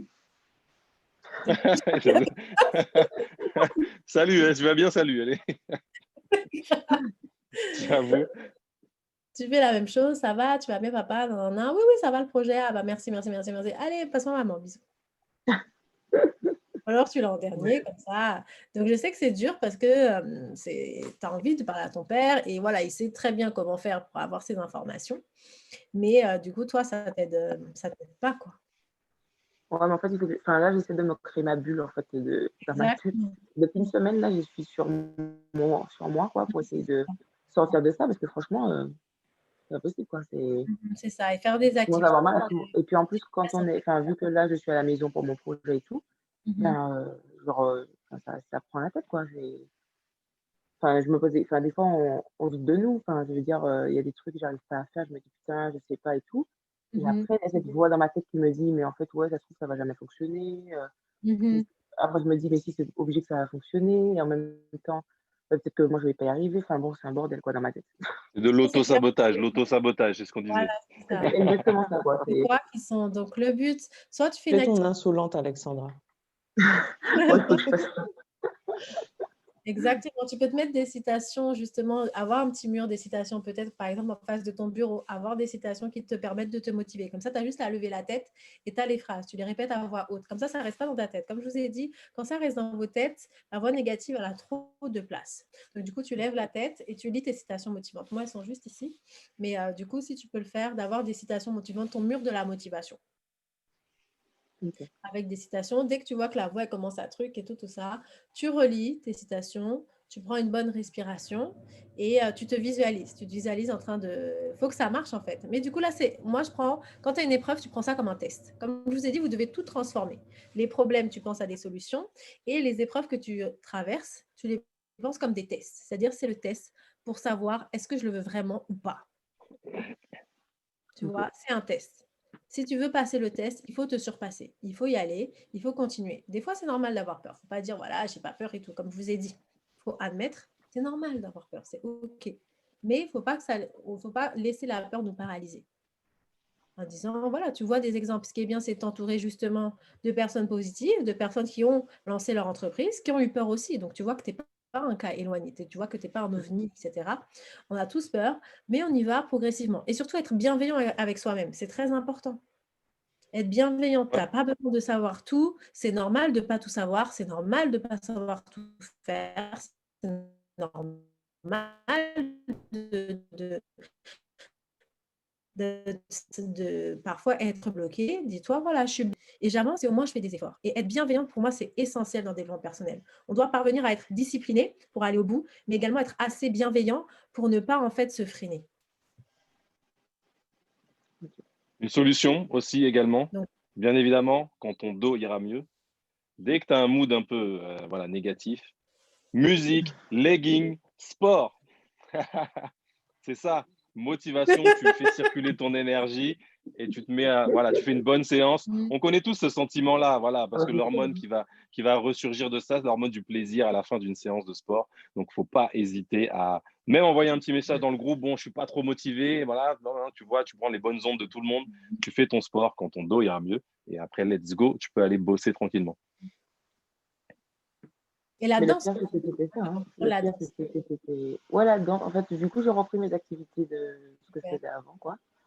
Et du coup, puis même, je sais que quand je m'entraînais avant avec Émeric, ça me saoulait si j'ai raté une séance, quoi. Genre, j'étais énervée, je me disais: «Putain, j'ai pas pu y aller», enfin, si j'étais bloquée au boulot ou quoi. Et sauf que là, c'est un peu l'inverse, quoi. Alors Non, mais ça se reprend. Et justement, quand on dit tout le monde tombe, mais la chose, c'est de se relever. Justement, parce que tu dis, parce que des fois, on se dit, ah ben tiens, j'étais bien, j'étais au maximum, j'étais au top level avant. Donc, du coup, on culpabilise un petit peu d'être à ce niveau-là, d'être retombé, etc. Mais il faut dire, voilà, c'est une passade. Et si tu as été bien avant, ça veut dire que tu peux l'être de nouveau. Donc, au lieu de te freiner parce que tu étais bien avant, tu te dis, bah, je l'ai déjà fait, donc je peux le refaire. Tu vois, la même situation, mais tu as deux manières d'y penser. Donc, à toi de choisir.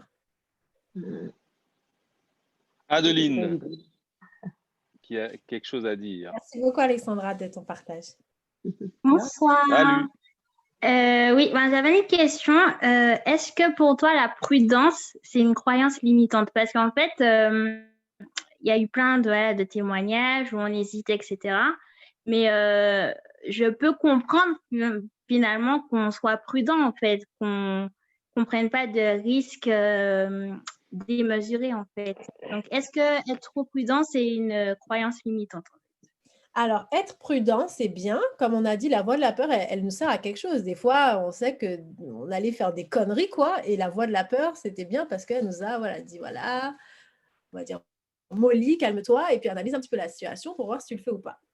Donc, la prudence, ça sert à quelque chose. C'est pour ça que je dis, la peur, elle a une fonction. Mais il ne faut pas lui laisser trop de droit, comme on dit. Donc, être trop prudent, ça veut dire pour moi que tu es excessif en te disant, je ne le fais pas, alors que tu as analysé les risques. OK, mais tu es tellement prudent que tu n'oses pas alors que tu as une chance. Donc, pour moi, là, ça devient une croyance qui nous limite parce que je suis trop prudent et dès qu'il y a un risque, je ne fais pas, bah, ça veut dire que je ne peux pas avancer. Parce que la vie, bah, c'est risqué, on ne peut pas forcément tout réussir, tu vois. Et la personne perfectionniste qui n'ose pas, bah, elle va beaucoup moins avancer que la personne qui s'est dit, je vais essayer même s'il y a des risques. Donc, tu compares ces deux personnes, quelqu'un qui veut toujours que tout soit parfait pour oser et quelqu'un qui va dire, bah, tiens, de toute façon, il n'y a jamais de bon moment, il faut créer le bon moment, tu vois.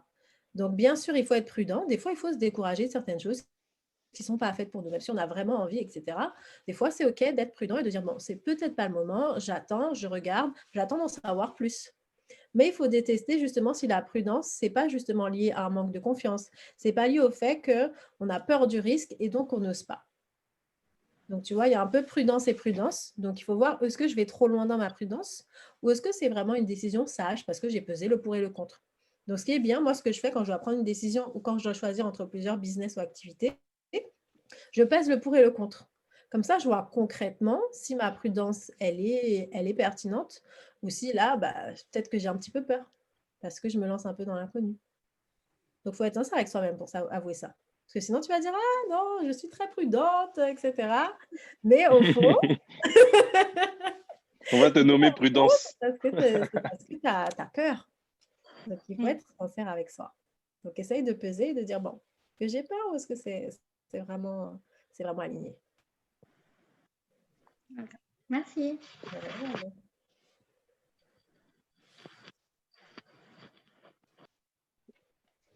Est-ce qu'on a d'autres personnes qui veulent prendre la parole? Parce que c'est intéressant, mine de rien, les petits sujets qu'on évoque là, comme ça. J'ai une remarque. Moi aussi. Ah. Nadera, salut. Bonsoir. En fait, moi aussi, j'ai une question. Parce que, en fait, j'étais en train d'essayer de me reconnaître dans dans toutes les personnes qui ont parlé. Et du coup, je me suis rendu compte qu'en fait, que moi, je me lance, que moi, j'ai pas peur de me lancer. Mais que une fois que je suis lancée, que j'ai commencé, il y a un truc qui me bloque, qui fait que je continue pas. Et je me lance, donc je me dis, c'est bon, si un tel l'a fait, bah, tu peux le faire aussi. Je vais tout acheter, voilà, je vais vraiment être à fond. Et puis, je vais commencer, je sais pas, peut-être un mois et demi. Et puis, je vais m'arrêter et être bloquée et du coup, à ne pas réussir à continuer. Et surtout, à oublier oublier le sujet et me dire, voilà, j'y pense plus pour ne pas refaire face à ça. Du coup, j'aimerais avoir une idée, une solution pour ça, parce que c'est pas forcément peur de se lancer, mais c'est à un moment donné où on est bloqué alors qu'on est déjà lancé et qu'on n'a pas forcément eu moi, j'ai pas forcément eu de difficultés, mais à un moment donné, je suis bloquée. D'accord. Tu doutes après, quoi. C'est même pas un doute, je sais pas trop comment ça arrive dans ma tête. T'abandonnes, mais tellement de manière fluide que voilà, c'est déjà fini. Ah, mince, j'ai abandonné et tu te réalises un peu après. Oui, voilà, c'est ça. Ok, d'accord. Donc, du coup, toi, la chose, c'est que je pense que les lancements, ça te motive. Donc, du coup, tu as la motivation qui te booste en disant « Ouais, je vais faire ça et tout ». Donc, tu te boostes toi-même au lancement. Mais ensuite, la fin, ça peut être deux choses. Soit un manque, ça peut être une croyance limitante. Donc là, j'ai plusieurs options. Après, on va voir. Ça peut être une croyance limitante qui dit « Je ne sais pas mener les projets de bout en bout ». Je ne sais pas comment gérer. Donc, en fait, les lancements, ça t'excite tellement que tu n'as pas peur. Tu te dis, ah, c'est trop bien et tout ça. Donc, du coup, c'est une croyance positive. Tu as une croyance épanouissante par rapport au lancement des projets. En disant, je me lance dans un truc, c'est trop stylé et tout. Ensuite, une fois que ça, c'est fini, du coup, tu as besoin, d'avoir confiance en toi pour continuer et mener à bien. Parce que lancer, c'est vrai que ça peut être facile ou difficile selon sa croyance. Pour toi, c'est facile, mais c'est la suite qui est difficile. C'est de dire, tiens, est-ce que je vais pouvoir vraiment continuer? Est-ce que je vais pouvoir donner de l'élan? Donc, c'est ça, voir s'il y a une croyance qui te dit, tiens, moi, je suis... Parce que, par exemple, mes coachés me disent souvent ça. Ou alors, le planeur. Donc, moi, je crée des planeurs. Donc, il y a souvent des filles qui me disent, tiens, ton planeur, il a l'air trop bien, ça va me permettre de m'organiser, etc. Mais j'ai trop peur de ne pas le continuer.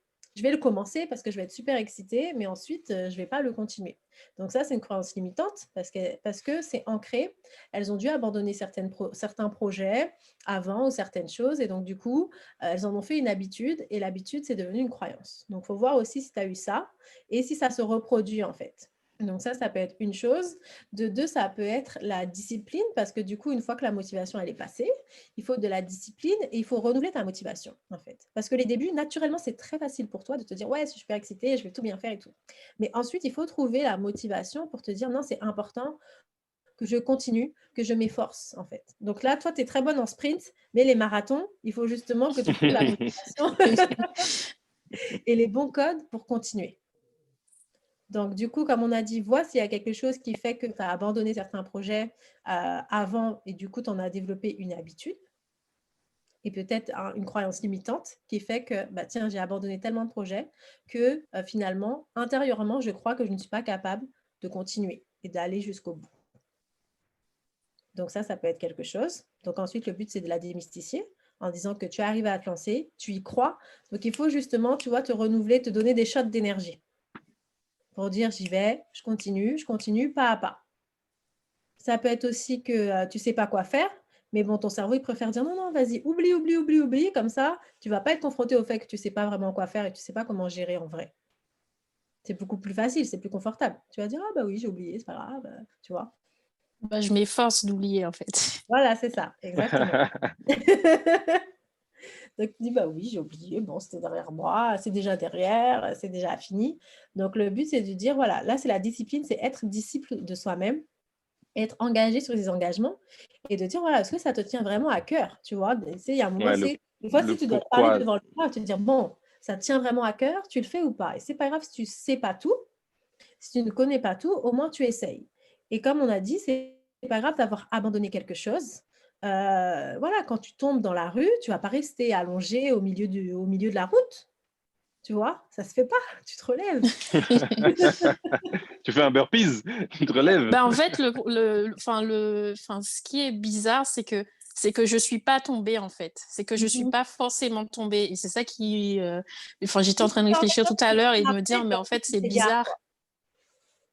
Oui, voilà, c'est ça. C'est plutôt... j'ai même eu des réussites. Et est-ce que c'est ça qui m'a bloqué? Est-ce que c'est ça qui me bloque, en fait? Est-ce que ça peut être ça, comme on a dit, c'est la peur. Ça peut être la peur de la réussite.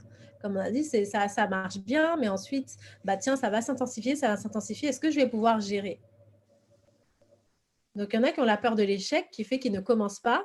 Et il y en a qui ont la peur de réussite qui font qu'ils ne continuent pas. Ok. Donc, le but, c'est justement de t'entraîner, de dire, bon, voilà, le marathon, c'est pas trop encore mon truc, mais c'est pas grave, je vais apprendre.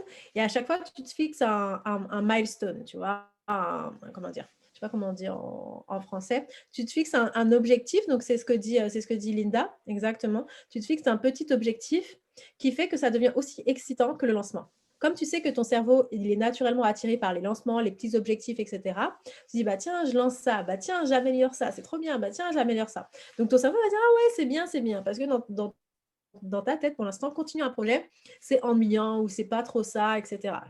Toute l'énergie de l'excitation, elle est au lancement. Donc du coup, tu vas essayer de transmuter ça à d'autres choses en disant, bah tiens, là, je vais continuer mon business, je vais faire ça, bah tiens, je vais conquérir 3 clients, je vais lancer ça, etc. Donc, en fait, tu parles à ton cerveau dans la langue qu'il comprend. D'accord. Et tu dis, voilà, pourquoi je le fais, pourquoi c'est important. Et chaque jour, tu donnes un petit challenge, en fait. Tu vois, comme vous faites dans le groupe, vous avez des challenges, vous avez des choses qui vous motivent. Voilà, tu fais la même chose pour ton business. Tu dis, ben, tiens, là, c'est ça mon challenge, etc. Et comme ça, comme on a dit, tu fais marche par marche. Ok. Je vais réfléchir à tout ça. Merci beaucoup. J'en prie, ma belle. Bon, on avait Adeline qui a levé la main, mais ça a disparu, donc je ne sais pas si elle a annulé ou pas sa demande. Non, dans en fait, tous les cas, non, c'est... Merci. Ah, ok, bon, cool. Ouais. Est-ce qu'il y a quelqu'un d'autre qui voulait témoigner sur peur de l'échec, les croyances limitantes, ou une solution que vous avez trouvée justement pour les dépasser et pour donner le meilleur, quoi. Emeline et Jonas. Allez, Jonas, tu as la parole. Ah, honneur aux femmes, honneur aux femmes, honneur aux femmes. Jonas, il est galant, je le connais, il est galant. C'était juste une remarque parce qu'on a parlé un peu de positivisme, optimisme, etc. Et ça, c'est des choses qu'on voit énormément en ce moment. Et au boulot, c'est pareil, ils n'arrêtent pas avec ça. Et j'avoue que parfois, ça m'agace un peu. Je voulais juste savoir si parfois, est-ce que c'est pas aussi bénéfique de dire, ouais, mais là, c'est la merde en fait. De ne pas toujours aller, alors de s'avouer que parfois, voilà, c'est la merde. Oui, ok, il faut trouver des solutions, mais de s'avouer aussi que la situation, bah, ça va pas. Ouais, non, mais c'est important de s'avouer les choses. Moi, par exemple, quand je suis triste, je ne sais pas me dire non, je suis super et tout, je vais inspirer. Je vais dans ma douche, je mets une musique triste et je pleure. Okay. Je pleure fort même, tu vois, pour dire voilà, franchement, je suis triste. Voilà, il faut y aller à fond. Comme tu l'as dit, il ne faut pas se masquer les choses. Parce que c'est comme si j'étais blessée et je me dis non, mais t'inquiète, c'est pas grave, je mets un petit gant et puis voilà, ça va bien, c'est cool. Donc non, c'est pas le but. Le but, en effet, c'est de s'avouer que ça ne va pas, mais de ne pas y rester. Ça, c'est très important. Parce que souvent, on y va, mais on y reste un peu trop, tu vois. Donc, c'est ça le truc. C'est vrai que quand on voit, c'est comme, voilà, quand je suis blessée, il faut que je vois quelle est l'étendue de ma blessure. Je vais dire, OK, je suis blessée comme ça, comme ça, comme ça. Donc, je ne vais pas dire, oh non, je suis blessée, regardez ma blessure et tout ça. Donc, une fois, je vois qu'est-ce que c'est, je vois quel est le problème en vrai, mais je ne m'enfonce pas dedans en disant, voilà, je suis un petit peu blessée, donc je vais mourir. Je n'en fais pas une exagération, mais je regarde assez le problème pour me dire que ensuite, je vais remonter. Parce que dans le problème, il y a la solution. Donc, je sais que ça peut être agaçant en disant, voilà, il faut tout le temps être positif et tout. Ça peut être fake, en fait. De dire, voilà, tu es tout le temps positif et tout va bien, etc., tout ça. Mais c'est juste, il faut s'avouer la chose pour dire, voilà, je suis réaliste avec ma situation. Je suis triste. Je suis énervée. Ça me plaît pas. Mais pas y rester. Donc, je suis totalement d'accord avec toi, il faut avoir un équilibre. Merci. De rien. Jonas.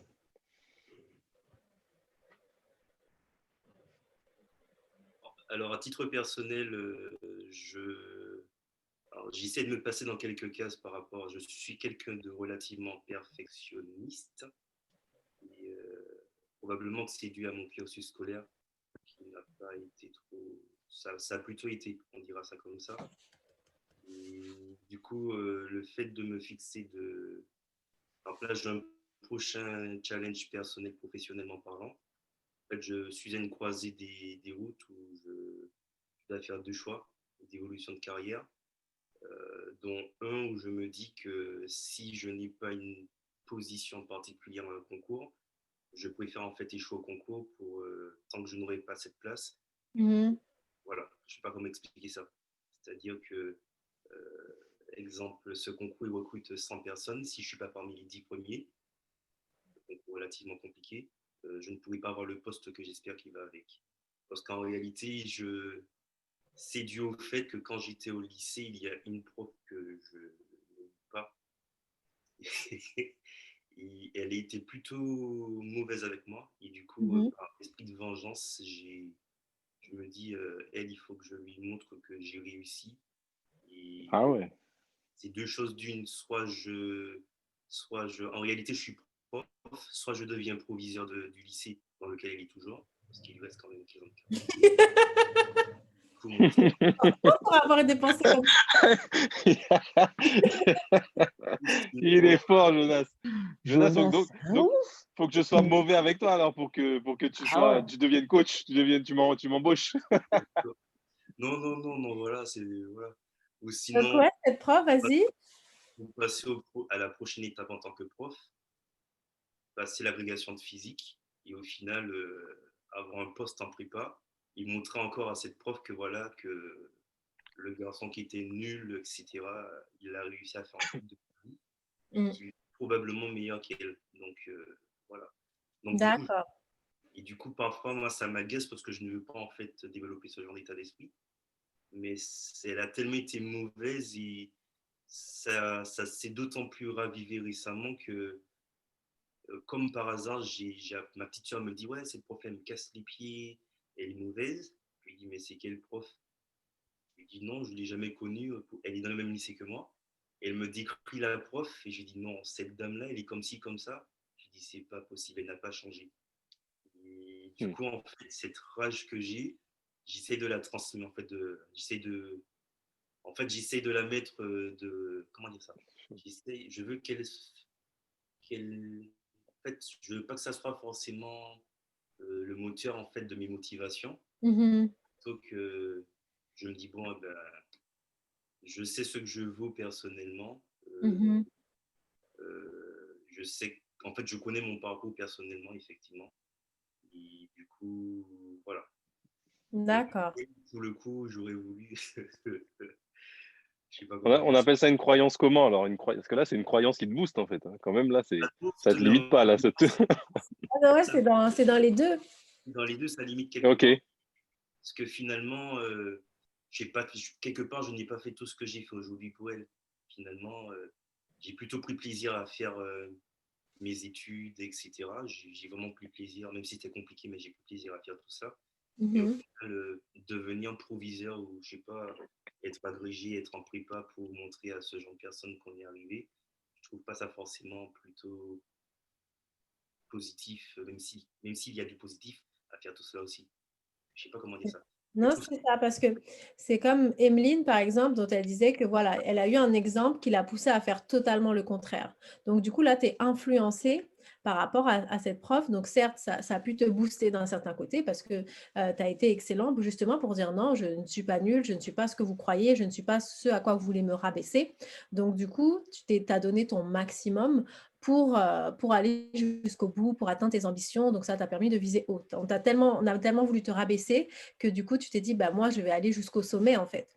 Pour lui prouver, en fait, je vais tout faire pour lui prouver qu'elle a tort. Donc, du coup, c'est pour ça que tu as ce côté d'être tout le temps le meilleur, etc., d'être perfectionniste et de viser que le haut. Là, le côté limitant, c'est que, bah, en effet, cette prof, elle t'influence d'un côté ou d'un autre. Donc, elle t'a influencé positivement, mais ça va tellement dans des extrêmes que du coup, bah, c'est, comment dire, elle a une très, très forte influence. Donc, même si tu te positionnes par rapport à cette croyance en voulant la démonter, bah, tu es toujours dans son pouvoir, en fait. Tu es toujours dans le pouvoir de cette prof parce que tu as besoin de lui prouver le contraire. Donc, du coup, ça peut aussi tourner un peu, pas à l'obsession, mais à une chose qui est très, voilà, très déterminée, très truc. Et voilà, ça t'a mené à ce côté perfectionniste. Pour moi, la perfection, comme on dit, il faut toujours choisir le progrès à la perfection, qui fait que, par exemple, si tu n'es pas dans les 10 premiers, ça veut dire qu'elle a raison. Ouais. Ça veut dire que tu n'es pas le meilleur et donc du coup, bah, c'est pas conforme à ce que tu veux prouver.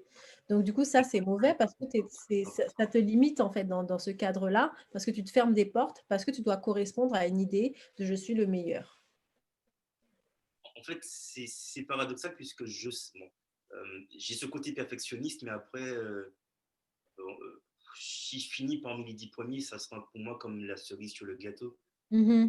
Le problème, c'est que, bon, je pense pas être tous les jours, mais je me dis, le jour où je vais la recroiser, ça m'aurait fait plaisir de vomir, de cracher ce genre de truc à son visage.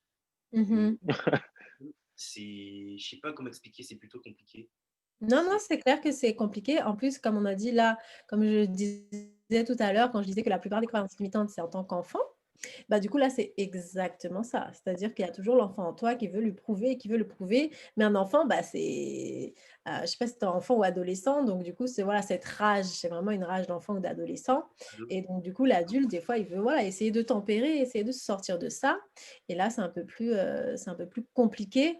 Donc, du coup, pour moi, c'est une sorte de dépendance aussi parce que tu as besoin, tu t'es mis dans l'idée d'avoir besoin de lui prouver. Et le but, c'est justement que tu te possèdes toi-même, en fait, que tu puisses te définir par rapport à toi et non pas par rapport à elle, tu vois. Donc, c'est ça, c'est de ce que je vois de la dépendance en disant, voilà, il faut que je lui prouve, etc. Donc, du coup, ton référentiel, enfin, une partie, en tout cas, j'espère, juste une partie, c'est beaucoup elle, c'est de dire, voilà, est-ce que ça correspond à ce que je veux lui prouver ou pas? Tu vois? Donc, du coup, c'est vrai que ce qui est important, c'est de dire, est-ce que toi, tu le veux, en fait? Tu vois? Est-ce que moi, je le veux? Est-ce que c'est important pour moi? Et est-ce que je le fais pour elle ou est-ce que je le fais pour moi? Alors, globalement, je le fais pour moi, puisque au boulot, bon, c'est pas pour m'envoyer des roses, mais je suis un peu une star. Excellent. Même des élèves d'autres classes viennent me voir pour me dire, je comprends pas ça, etc. Donc, du coup, et voilà, j'aime ce que je fais, honnêtement. Après, c'est vrai que ce petit côté, cette personne est parfois dans ma tête. C'est ma soeur qui m'a ravivé ça parce que je la voyais qui n'était pas très bien. Je dis, ouais, mais Nier, cette prof, néné, toujours m'oublissant, ravissant. Je dis, mais c'est qui? Je ne la connais pas. Pourtant, dans ce lycée, je connais la plupart des profs. Voilà. Et du coup, le pire, c'est que bon, c'est une babtou. Rajouter en fait à ma rage. Je n'ai rien contre les blancs, attention. Hein. Mais elle, pour le coup, j'ai l'impression qu'elle. Oui, attention quand même. Nous ne sommes pas sur ce sujet-là. Mais il était tout le temps en train d'écraser les gens. Dès qu'on n'était pas dans son référentiel, il l'écrasait. Au final, prouver à ce genre de personnes c'est pas parce qu'on ne fait pas bien dans leur matière qu'on est forcément mauvais. Mais toi, tu fais bien la boulangerie. Moi, je suis bon je sais pas, en pâtisserie. Toi, tu es bonne en boucherie, etc. On a chacune nos capacités. Et voilà. J'essaye de me. En fait, c'est ce que moi je me dis, j'ai des capacités, il y a des choses que je fais bien, des choses que je fais mal, et ce que je fais mal, j'essaie de progresser en m'inspirant de ce que font les autres. Exact. Non, je pense que c'est bien, justement parce que, comme on a dit, elle t'a boosté et tu t'es dit non, en fait, tu n'as pas laissé cette personne te réduire, même si elle a beaucoup essayé. Mais la plus grande victoire, ce sera, en fait, comme on dit, par exemple, en amour, on te dit, tiens, tu es sortie dans une relation quand tu n'as pas envie d'énerver la personne, quand tu n'as pas envie de te venger, mais quand tu es indifférente. Ça veut dire que là, tu es vraiment libérée de la personne parce que tu t'en fous. Tu t'en fous, c'est soit voilà, vous avez pris des voies différentes, ou alors tu dis, ouais, on n'est pas au même niveau, je m'en fous. Donc, c'est là qu'on est vraiment libéré.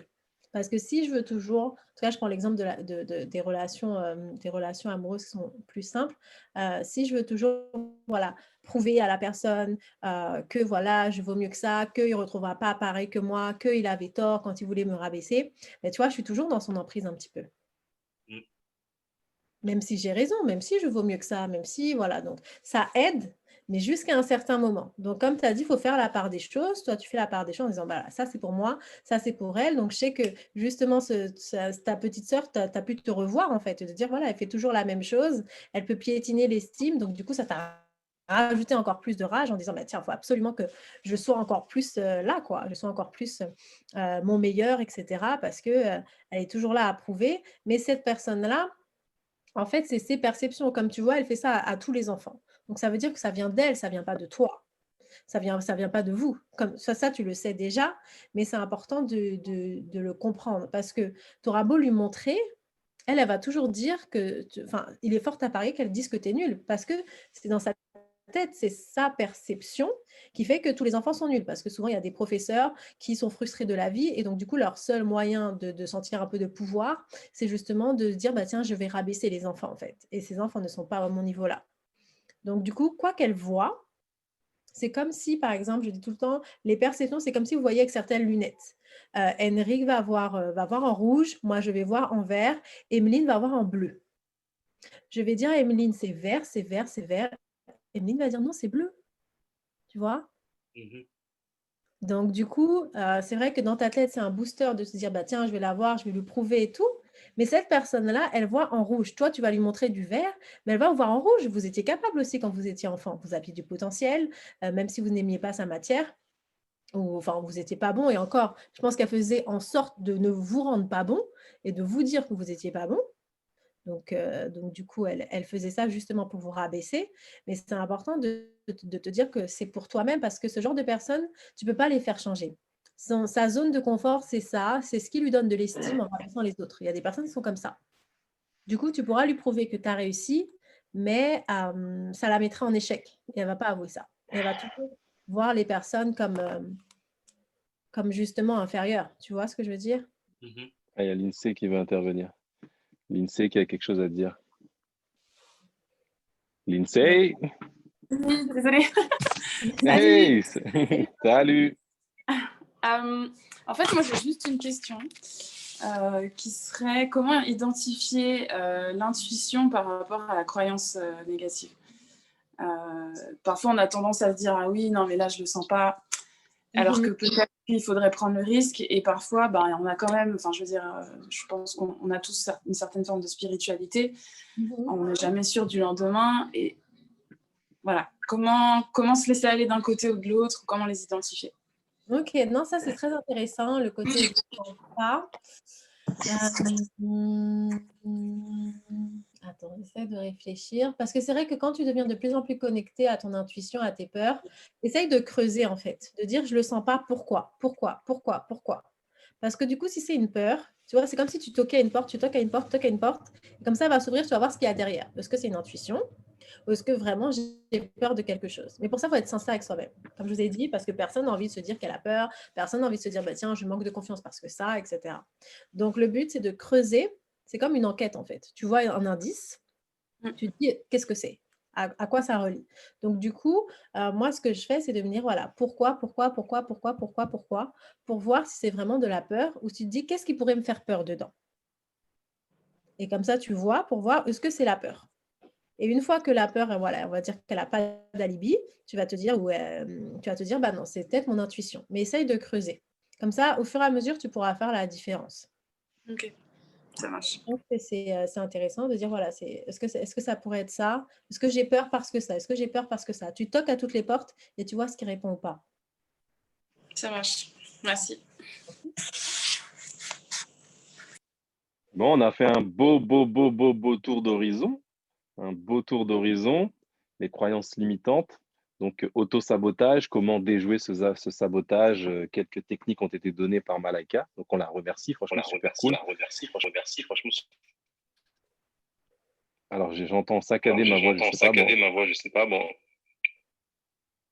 Ok, bon, en tout cas, merci à tous. Est-ce qu'il y a d'autres personnes qui voudraient intervenir ou on laisse la parole à Malaika pour conclure et puis surtout nous dire sur quel projet elle est et surtout elle a un petit cadeau pour une fois on met les femmes à l'honneur, voilà, hein, pour une fois comme voilà, elle a créé un produit qui est uniquement dédié aux femmes, donc on va les mettre à l'honneur et on va lui laisser la parole pour qu'elle nous explique un petit peu.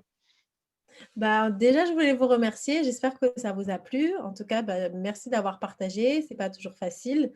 Donc, du coup, ne serait-ce que dire les choses, ça permet vraiment de se libérer. En tout cas, moi, j'ai beaucoup apprécié. Donc, déjà, je remercie Kenrick de m'avoir laissé cette opportunité, de m'avoir proposé. Et à vous tous, parce que franchement, c'était super. Il est presque 23 heures, donc bon, j'espère que, que ça a été productif. Donc voilà, donc merci. Et justement, le but maintenant, c'est d'appliquer. Comme vous savez, voilà, quand Kendrick vous envoie un truc, c'est pour le faire. La même chose en développement personnel. Donc justement, tout ce que vous avez, c'est justement, comme je vous ai dit, analysez cette voix intérieure. Est-ce qu'elle vous booste, est-ce qu'elle ne vous booste pas? Si vous voyez que vous avez des croyances négatives, analysez-les, creusez-les et remplacez-les par des croyances épanouissantes. Et justement, quand vous dites, voilà, j'ai peur de ne pas réussir, dites-vous, réussir, c'est essayer et faire de son mieux. Échouer, c'est se décourager.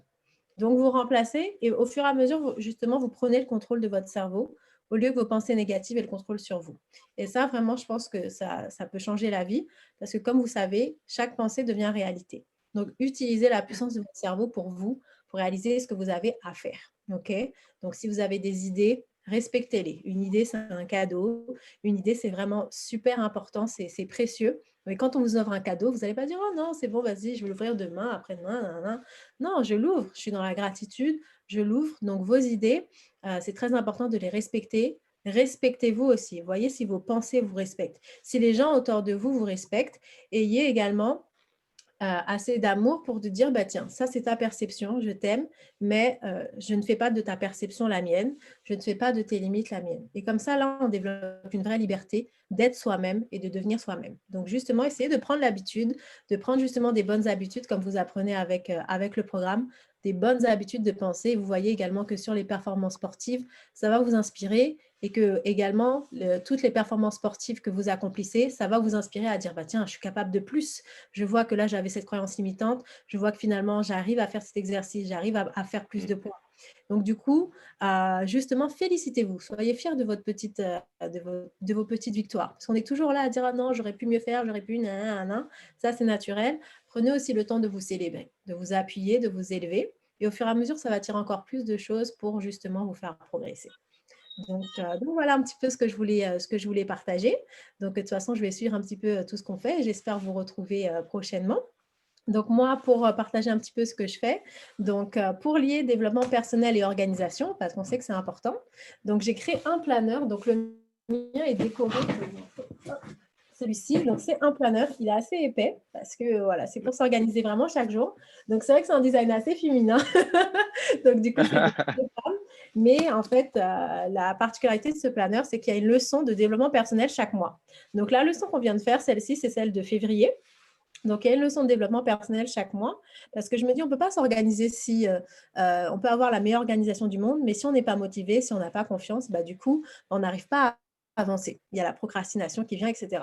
Donc, c'est pour ça que je me suis dit, pourquoi pas mêler développement personnel et organisation. Donc, c'est ce que j'ai fait dans ce planeur. Ça a été inspiré par mes coachés. J'ai pris tout ce qui avait marché avec elles et je l'ai mis dans un bouquin. Comme ça, je me dis que ça peut aider et chaque jour, il y a une petite chose pour se motiver et s'organiser. Donc, du coup, je laisserai avec Kendrick le code de promotion que vous aurez pour vous. Et pour les coachings en développement personnel, je reprends normalement cette semaine. Ça fait très longtemps que je n'ai pas fait de coaching en développement personnel, mais j'ai également des formations, donc des cours en ligne, des vidéos en ligne avec le développement personnel ou des coachings en one-to-one. Donc, du coup, je laisserai tout ça à Kendrick, toutes les adresses. Et comme ça, si on peut avancer ensemble, dans tous les cas, ce sera avec plaisir. Yes, merci beaucoup. Merci. Donc, du coup, je vous transmets tout dans le groupe comme prévu. Merci à Malaika pour son intervention. Merci à tous et toutes d'avoir été présents sur ce live. C'était vraiment super intéressant et merci beaucoup. On est resté quand même presque 2 heures. C'est pas mal, ça. J'étais sceptique au départ, mais ça, c'est... Je suis plutôt... Ah, croyance limitante. Il était sceptique, voilà. Ok, bon, c'est cool. Merci à tous. Voilà, que de bonnes vibes, comme dit Landry, voilà, que de bonnes vibes. Dès lundi, là, on est boosté, ça c'est nickel. On garde cette vibe. J'avoue, on est au top, là, c'est bon. Demain, vous rattrapez tous les trainings. Ceux qui n'ont pas fait les trainings la semaine dernière, vous les faites demain. Et tous les jours, il y aura des trainings, là, maintenant. Bon, non, c'est cool. On veut voir tes burpees, en tout cas, nous. Oh my God. Ouais, je vais les faire.